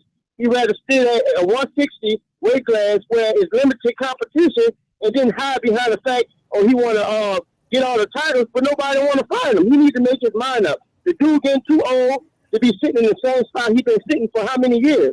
We've been talking about Golovkin should be fighting this, should be fighting this for the past years, but he still gets the recognition. That's my opinion on Golovkin. I know. What do you mean you know? Like you didn't know what his opinion was until he said I knew what his opinion was. It's all right. He's a hater. Why do you have to act like you're smarter and better than everyone? It's just interesting. What are you talking about? He goes, I know, because like I know what everyone thinks about Golovkin as they call in. What are you talking about, Matt? Why are your feelings in? All right. I'm having fun right now. Why are you getting so emotional? Was Moonlight your favorite picture? No, I haven't seen the movie. Oh, you haven't seen Moonlight either. Oh, so why the guys? Jesus Christ! What is going on today? Is it that hard? Like, MD, you cut him off. He asked you purposely. I don't want to be cut off. Yeah, and he went for like the fucking 4 hours. Like his and you had to be condescending the whole time, going, I know. Like entitled to waited for hours. You have what you have to understand. You have to let it seep in. Yeah. You have the ability to throw punches at people anytime you want. They only got 3 minutes. I know. You do it to me all the time, and I fucking counterpunch you. I see it. But me and you have the ability. Yo, callers, they say this guy is entertaining, right? So I like him when he's like this. Yo, they say Ness is not a fanboy, right? Like, I mean, Ness, you don't see it. You do the same fucking shit yourself. It's all right. There's no I'm way. the bad guy. I'm the negative guy. I'm the bad guy. There's no way I'm as bad as you, bro. No, you're worse. You're worse. It's just happens tonight. You don't like to hear what I have to say. No, you bring up Golovkin for any division, any fighter, it doesn't matter. I haven't brought up Golovkin for many shows. It's true. This is a fact. All right, let me get to some callers, man.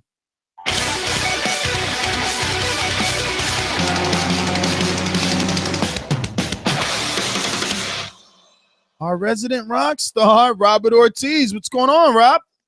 What's up, Nestor? It's been a while, man. Fuck, dude. I've taken so many months off of fucking any boxing-related stuff. And come back, it's the same bullshit, dude. No one believes in Golovkin. There's nothing a fighter can ever do that will make everybody happy ever. And the fact that Golovkin's a week away means everyone's getting all emotional and hostile. I love it. It makes for some entertaining boxing voice radio chatter. But I mean, I don't know what else to say, dude. But who has Golovkin left to beat, man? He's beating everybody. You got one guy left standing. That's Daniel Jacobs, and Lara fighting less than a week. According to Ness, it's Lara. Or moving up. Laura's a wait for Canelo. lighter. He's a lighter weight guy. Who cares, dude? You know what I mean? Who was Hagler's biggest win? Tommy. A lighter weight guy. All Hagler. the greats had lighter weight fighters as their biggest wins. Yeah, but you shit on fucking Cal Brook, right? Let's not forget Kel Brook. That's two divisions. That's two divisions smaller. Tommy Hearns was one division So smaller. you're saying the 54 and Laura, who's more skilled, has more accolades, has proved more, isn't worthy, but Kel Brook is. Come on, man. Let me ask you a question. You're a boxing aficionado. Would you favor Golovkin or Canelo if they were to fight right now? Ness, say the truth. Say the truth, Ness. I favor Golovkin. Okay. Say the truth, Ness. Cool. Ness, say the truth. Say who you favor, Ness. Why is he still saying say the truth? Like I didn't answer the question a long time ago. Bro, you're too inhibited to No, bullshit. Who are you picking, Ness? He's always picked Golovkin. He's always I said Golovkin 5 minutes ago, you fucking weird. Canelo already beat Laura, and you're favoring Triple G over Canelo. I mean, why would you not favor Triple G over Style Laura? make That's fights, man. stupid. Get your That's asinine.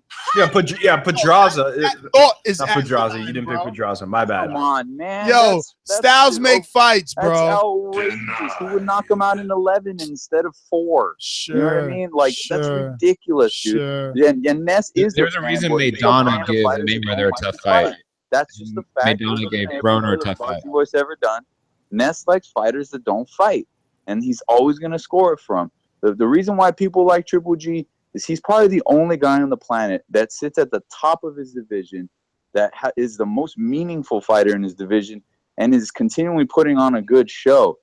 It's like it bums me out because I haven't been tuning into as many fights as I used to, so I'm pretty much demoted to casual status as far as my viewing. My knowledge is not, but every fucking high-profile fight ends in some kind of controversy, and it's a letdown. Except Golovkin. Robert, I'm saying it again, and I stand by these words. I'll stand by these words. The real hatred of Golovkin is some boxing fans are racist. I'll say it over and over again, and you could say it.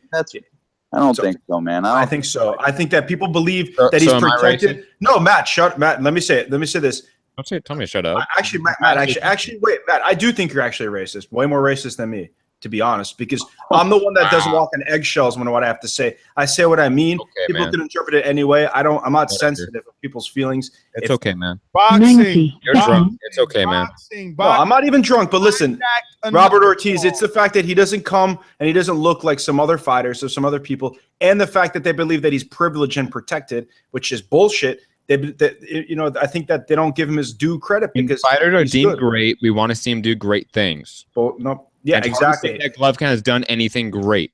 It's hard to say that. He's looked great in every single. He's looked great in all of his fights. He's looked has been great, but he hasn't beat anyone great. He hasn't. Not that many great fighters in boxing and beat a champion. That's something great. Not that many great fighters in boxing right now. Let's keep it real. That's true, but you say he's great. People say he's great, and I do think he is great. I think he passes the eye test, obviously, but I want to see him actually do something great. How does that make me a hater and racist, motherfucker? Dropped off because of you guys. I don't think you're racist, Matt. I don't think you're. You just told me. Well, I think you're more racist than me because you always implies that you're racist as well. Politically correct stance, which means you're more sensitive about race than me. I say whatever the fuck I mean, and you know what? Honest people see through it. That's why. Fuck off. Exactly. I am who I am in any fucking room. I don't try to fucking be PC and suck up the people to get liked. Okay, in person, you're shy. It's okay, man. It's okay. And we're gonna get to some other callers if I'm allowed. 10 seconds. 832. That me? 832. You're up. Yeah, I'm kind of. I just tuned in about 20 minutes ago, and with all this Golovkin talk, with all this hate on him, I'm like, damn, this dude got to fight next week. I thought we were going to talk about Curtis Stevens and Lemieux.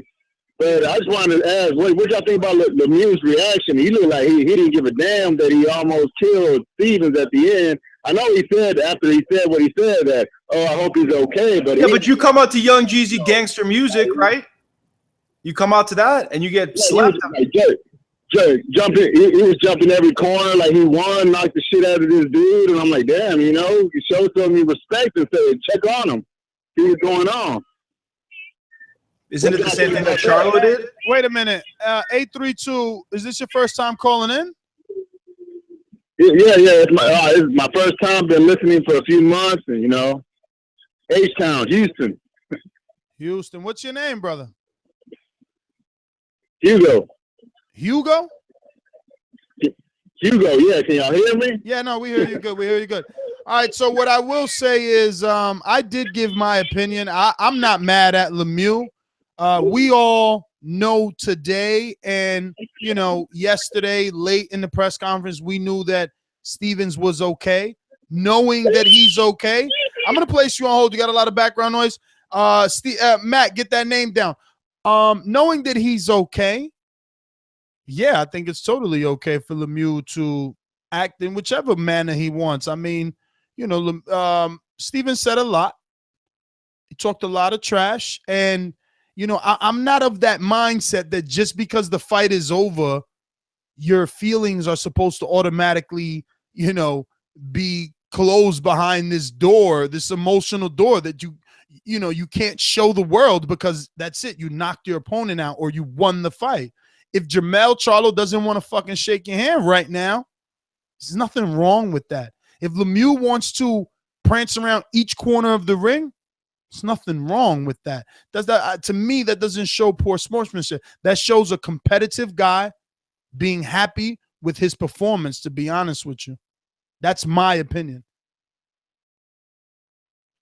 MD, I'm pretty sure you're defending yourself in the chat. You didn't get to hear any of that, right? Because you only like to interrupt calls. You don't like to actually listen. I mean, like I said again, people go, Ness, you don't understand this, right? You're gonna tell me that Curtis Stevens didn't come out to Young Jeezy gangster music to make a statement and to say something, and you know that, right? Statement. Maybe he just likes the music, dude. Like, what do you mean make a statement? No, Matt, did I fucking ask you anything? I asked Ness a question. But I'm a co-host. You have to respect me, dude. All you do is you respect Ness. No, I'm asking you questions. And I'm asking Ness a question. And I can't. You obviously don't know Young Jeezy gangster music. Honestly, you probably know less about rap than I do. Dude, what the fuck? Why are you so defensive? I know. I asked you a question. I'm a co-host. I'm equal with you. You don't seem to understand that I am equal with you. I am, motherfucker. You have to understand that, and maybe not be so high and mighty, okay? Because you think you're elite. You do. You're not. You're equal. You're just like everybody else that calls in, and just like me and Ness. I mean, I wish I was showing very poor class. I'm vibing. I'm vibing. No, MD, no. I'm vibing. Sit there and try to act like this isn't true. This is all you're doing. Yo, Matt, tell me your top 5 Young Jeezy songs. Top 5 favorite. I don't listen to Young Jeezy that much, but I do listen to his show. Oh! I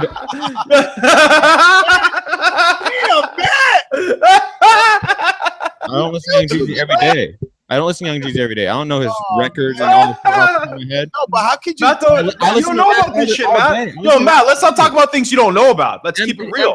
Shut the fuck up. I'm talking. Okay? You don't seem to respect me. Okay? And you need to start respecting me. End of story.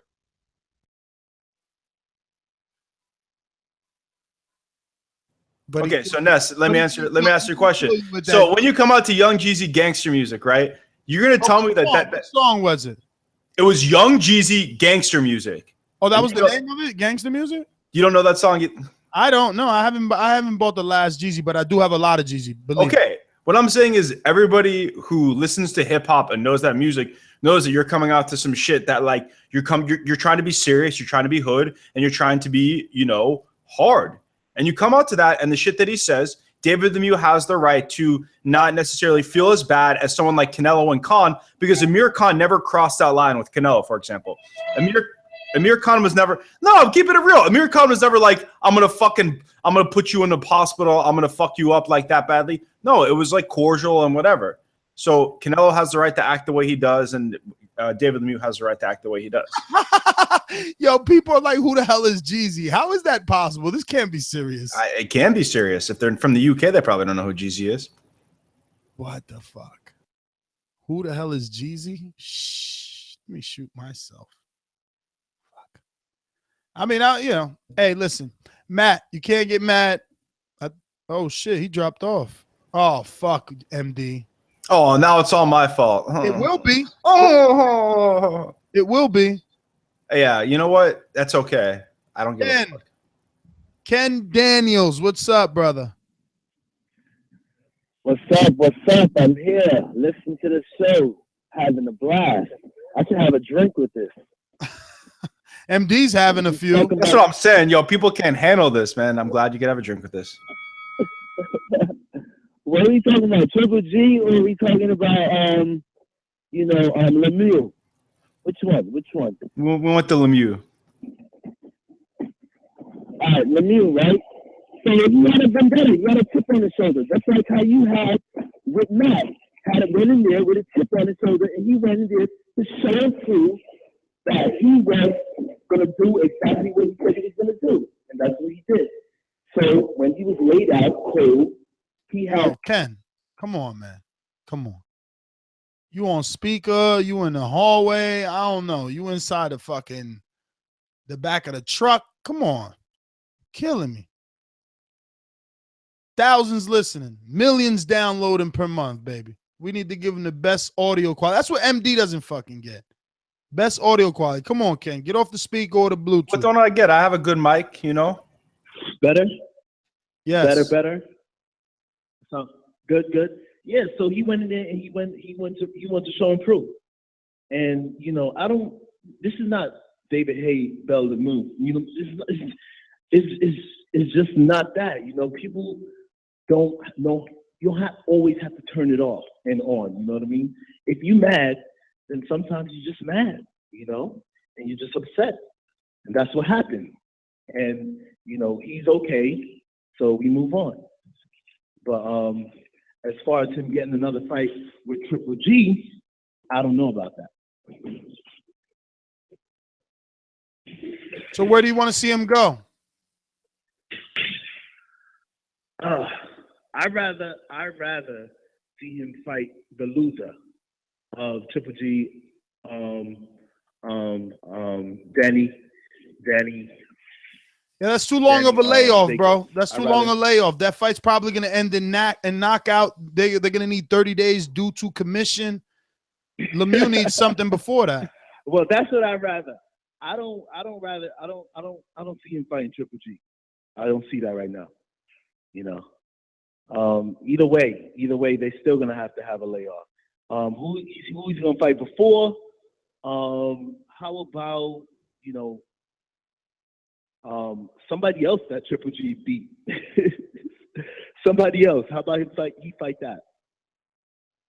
Somebody else. Monroe. Yo, what about I haven't heard of the Wade, whatever his name is, Dominique Wade. I haven't heard about him in a long time. So actually, I'm not joking. Didn't Dominique Wade get arrested? I'm not joking. I'm not trolling. I don't think he's boxing right now. Let me look that up. Actually, I have no idea. But that's who I feel like he's fighting. That's all I gotta say. Thank you, Boxing Voice. I had a great time the other day. All right, Ken. Thanks for calling in, brother. Thanks for being at the appreciation night. Truly appreciate it. Man, now I ain't got no fucking producer. All right, so MD producer right here. Dominique Wade facing 3 years over vicious attack on woman. TMZ report. Oh, okay. Shit. Wait, what's the girl's name? Dan, don't tell me it's his girlfriend. I know her. She works for GH3 Promotion. WBC dished out karmic justice when he not. This is such a biased article. What? It goes. This is written by TMZ Sports. WBC, WBA, IBF, IBO middleweight champion Gennady Golovkin dished out karmatic justice when he knocked out Dominic Wade in April because Wade has attacked a woman in the months before the fight. TMZ has learned. Triple G annihilated Wade. Blah blah blah blah. Yeah. It doesn't matter. Oh no. He allegedly attacked the mother of his child, then punched his niece in the face. Okay, I thought it was the new girlfriend. No, it's his baby mama. This is an old incident as well. I don't know. I'm saying he's not boxing because of that. I don't know. Yeah, but it's so old before the Triple G fight is what you just read, right? Yeah, but you know how it works. Sometimes you get charged, and it could take a few years to get your sentencing. To get indicted or sentenced, yeah. But I mean, it's old. I don't know. Has he fought since Golovkin though, Ness? No. So let's move on. No, I think he in jail. He hasn't fought. But go ahead. Who's this? 562? Because This Marquise out of Long Beach. what's going on, Marquise? What's up? What's up with y'all, man? I was talking about GGG. I don't see nobody in the middleweight division beating him. I think he should unify the belts, and I think he should move up, maybe a catchweight against Kovalev or somebody else in the light weight division. MD, now is your opportunity. Fucking, he only want to talk Triple G when people. Well, my thing is, I agree. Like, I think you should move up when you're done with that weight class, but I just don't think that 168 pounds looks. Unify the belts. I agree, but like, here's the thing, right? The belts. Yeah. Do you think 168 pounds looks that good that he should like forego unifying the belts? No, right? I mean, who else would he have to fight after Canelo, Sanders? Who else? No, I agree. Charlo. Competition. So after that, catch weight, if you can't drain him. You don't want to see Charlo? Yeah. Yo, look at MD. Look at MD. You don't want to see Charlo? You don't want to see Charlo? Let's keep Gennady there as long as. What do you mean? People thought Charlo was the best 154 pounder. Let Charlo get a couple fights, get used to the division. After he get used to that division, see if his power carry up. His power carry up. He do what he have to do. Okay. Yeah.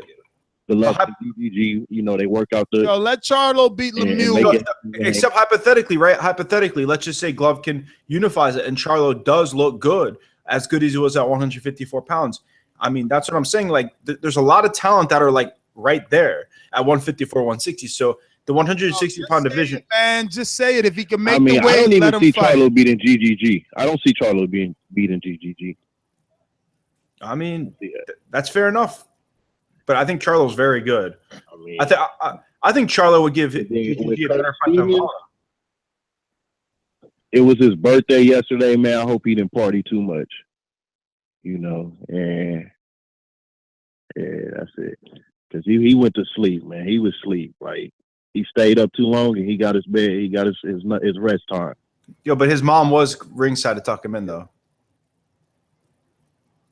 Yeah, that was my legs. I'm like, damn. I know it's the beginning because I saw the fight on the replay and I knew what happened. And I know before the fight they were showing his mom and she was smiling and I'm like, oh God, like it's hard sometimes to bring family members so close to fight, Definitely. Looks like he dropped off though. Damn. But Matt, since you're back, I don't know if you had him. I think he said what he said. No, I didn't. I think he said McKenzie, right? No, I'm not sure. That don't sound right, McKenzie. Hit me up on Twitter, caller, Mixed Combat News, and just tell me to DM you and we can talk and I'll get your number and everything. Let's get to Chris in the ATL. What's good, fellas? What's good? What's good? Yeah, very interesting show today. Last night's fight, I think somebody should have called the police on David Lemieux, man. That was first-degree homicide in front of dude's mom. I mean, and he showed zero remorse. So I mean, that was incredible knockout, man. Great fight. Then you guys got into this GGG conversation. He's got his fight coming up next week, so I just wanted to give my opinion because I think it was MD who was making some statements about people who criticize Triple G.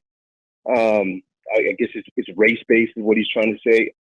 When GGG started his career. Well, let me clarify. I'm not saying all, but I'm saying that there is an element of racism with the criticism of GGG. That's what I'm saying. Not all criticism of GGG, but there is an overwhelming issue with race, I think, with the GGG. I'm going to be honest with that. That's how I feel. Okay. Yeah, I mean, I follow all his fights, but, I feel like race is a factor in boxing. The Hispanics, they like their fighters. Black, we like our fighters. White guys, they like their fighters. But I think people genuinely give you your due if you put the work in and you earn your spot. GGG, he's got the talent, but the guy, he's put on this pedestal by HBO and their friends. But in my opinion, he hasn't done what previous pound-for-pound fighters have done in the sport of boxing. And I'm going to list some names: Roy Jones, Mayweather, Chavez, Hopkins, Whitaker, Trinidad, De La Hoya, Duran. All these guys moved up in weight. They took risks, and they earned that slot. GGG is a well-managed by Loeffler, 160-pound fighter, who's sitting in that weight class, picking on smaller guys, and earning his little $2.5, $3 million fees from HBO.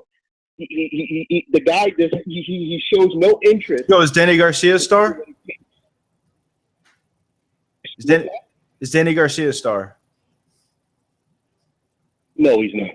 Okay, because I was going to say that Golovkin's making 2.5 times more than he did in his biggest fight. So don't say it's a little bit of money. That kind of money doesn't come across in a lot of places in boxing now. Then, so you know, I think to say that he's. If you want to give him credit for fighting a welterweight in London, I mean, you can go ahead and do that. I don't give him any credit for that. But if you think that's if you think that doing that is on the level what the fighters I listed before have done, you need to probably go back and look boxing from the 80s and 90s, and even before that. I just don't think that there's a guy at 168 pounds. Like, and you watch a lot of boxing, right? And you understand, like, when fighters move up, they don't really move down that successful. So when Golovkin moves up, he should stay up, right? MD, I just don't understand. We're having a conversation. That's what don't you understand? You're not. See, a conversation is when you pay attention. Had you done that, I was paying attention to. I listened to every single word that came out of his mouth. Had you paid attention, you would have seen that this caller prepared himself with a list, and he had things he wanted to say. But you had to interrupt. Well, all right, Ness. Did he finish? I don't know, Ness. Did he finish? Exactly. I don't know either, because he didn't even finish his list of names. Because you have to defend Golovkin. Give him 30 more seconds, Ness. Give him 30 more seconds. Every call. Just think about it. Say it out loud. Why do I have to defend him every call? I mean, because let one go, bro. All and right, I'm being fucking serious. Like, let one go. Defend every other at least. This Ness, is insane. I'll just let the caller get 30 more seconds. Continue. All right. No, I like I said, the list of names I gave Roy Jones, Mayweather, Chavez, Hopkins, Whitaker, Trinidad. These are men who earned their slot as number one in the sport of boxing. They took risks and they moved up. Golovkin is being put on the same pedestal without doing the work. That's my call. Thanks, guys. Thank you for calling in, Chris. Now, let me say one thing. That when you move up, you move up. And I think that him moving up to 168, where 168 is by no means a division of killers, by no means is a division of guys who are willing to easily jump in the ring with him. I think that he has the right to clear out the division that he wants to do, then move up. And I also think that people, again, bring up Carlos Monzon, Marvin Hagler, right? They never had to move up to prove greatness. And Carlos Monzon and Marvin Hagler, in most people's eyes, are top 50 fighters all time, right? So I don't think it's necessary that, again, Floyd Mayweather, right? He, to some people's eyes, avoided fighters in certain weight classes because he was moving up to take the least riskier fight. You're going to tell me that Gotti was the toughest fight he could have taken because he was a bigger fighter and moved up? I'm not saying, obviously, Floyd is one of the greatest fighters of all time, but moving up to fight fighters in biggest divisions is not necessarily making the toughest fights. So I want to clarify that too.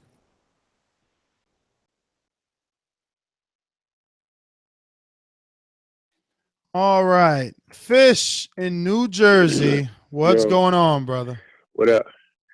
Same old, man. Yeah, I think that the David Lemieux fight was awesome. He did what he had to do, and I also think that David Lemieux possibly set back the Golovkin Canelo fight maybe a year and a half now, because now Canelo has more options. David Lemieux's going to probably be on his radar now. David Lemieux may get like a couple soft touches to build himself up and put GGG on the back burner. And now, in the meantime, a year and a half, my question is, what is GGG going to do if he gets past Danny next week? So, like, what do you think of that? That Lemieux's possibly setting back GGG. I don't know. You should address Ness, because if I address you, I'll be hijacking. So address Ness or Matt, because I'm done. Ness, what you got? What you think of that? I'm gonna have to ask you to repeat the question. Yeah, because Ness doesn't listen to the fucking callers. You know I'm doing something else. Jerk off. Because of you, I'm doing something else. What I'm saying is, would you agree that Lemieux possibly set back that GGG Canelo fight in this coming fall? You know, because of his performance and for whatever reason. How? You give Canelo another option. Is that what you're saying? Because now Canelo has another option. I think he was always an option. Yeah, but if he looked like shit last night, he wouldn't be an option. But I think his performance ruined that opportunity even more. Like, why would they take a dangerous one-punch fighter? I don't think he's any more dangerous going into the fight than after that fight. They knew that he had that knockout power. Everybody knew that. No, but what I'm saying is, who the fuck has Lemieux one-punch knocked out before? Saying is, this is his first credible that I remember, unless we're gonna box record. Matt, who's he? Rosado, he fucking did Rosado. One punch, man, knockout cold. One punch, I don't think he did. You know how hard that is to do at the elite level? This is the top of the division, man. The mega fight is GGG Canelo, but now that Lemieux is in the mix and it's all in-house as far as the money, you know what I'm saying? That could possibly set GGG back a year and a half. It is, bro. It is. They could easily sell Lemieux on pay-per-view with Canelo. And Canelo's a bigger star, so it'll do better numbers than that GGG.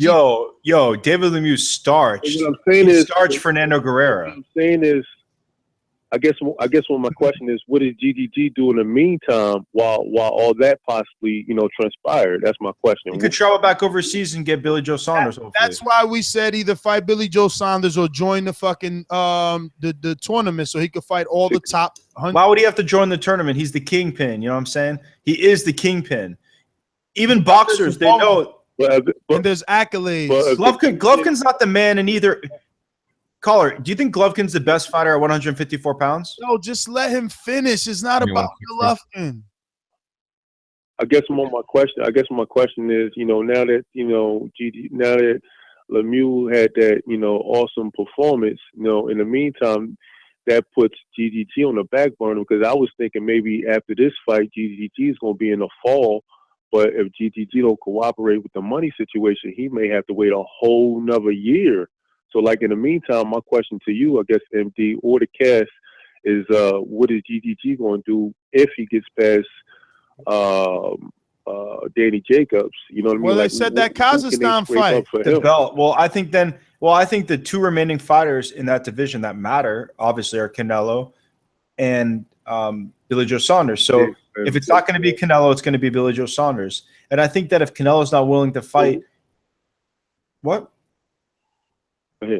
I'm listening to you. Yeah, if Billy Joe Saunders, if he beats Billy Joe Saunders hypothetically, and Canelo's not willing to get in the ring for whatever reason, then I think that if a Charlo's fight's not there, then he should definitely move up. But I think you should at least give the man an opportunity to unify the belts before he moves up, because once you move up, you don't move back down, because your body's used to making a certain weight, and it's very dangerous. And I don't remember a fighter that's moved up and down and had success when they moved back down. Manny Pacquiao's the only one I can think of. But now we're going to the politics. Now, are they going to give Billy Joe, GDG, and his group, are they going to give him that $2+ million that he wanted? I think over there in the UK, he would have to travel overseas in the UK, and I think I know he's connected to Frank Warren. Am I correct? Billy Joe Saunders. Matt, you probably know that, right? Yeah, Billy yeah. Warren. Yeah. So it might be harder, but I think somehow they could get something worked out that if GGG goes over there, they could sell it out and put it on some type of pay-per-view or whatever. And I think that Billy Joe Saunders could get his retirement money just like Daniel Jacobs is getting his retirement money. Finally. And also, I believe Frank Warren, with his old Box Nation deal, is now showing on BT Sports. Like the Williams fight's going to be on BT Sports. And BT Sports is shown to a wider audience. Way bigger audience. So, I mean, if they could put Golovkin on that, I don't know what sort of kickbacks they can do, but that could be something they look into. Yeah. So, what a show. What a show. Gotta go. I wish there was some Game of Thrones to watch, but there are some tacos to eat. I want to thank everyone that tuned in. A lot of you tuned in for the entire 3 hours and a half. So obviously you were entertained. And, if you're watching this in the future, present, or past, hit that thumbs up button. It helps with the visibility of the show. We'll get more guys like you calling in, more Fishes of the world, and Ken Daniels, and Fight Doctors, and Santiago's, and Stevens from Florida's, and everybody. Steven from Florida, you jumped on late. Oh, no, he didn't press 1. So that's good because I'm out of here, bro. I'm starving. The lady's waiting. And MD is ready to hit the nap sack. What do you mean? I got shit to do. I don't know.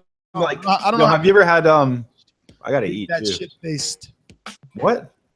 I could drive right now. Okay, I would not recommend that. But I'm your host, Mr. Kid.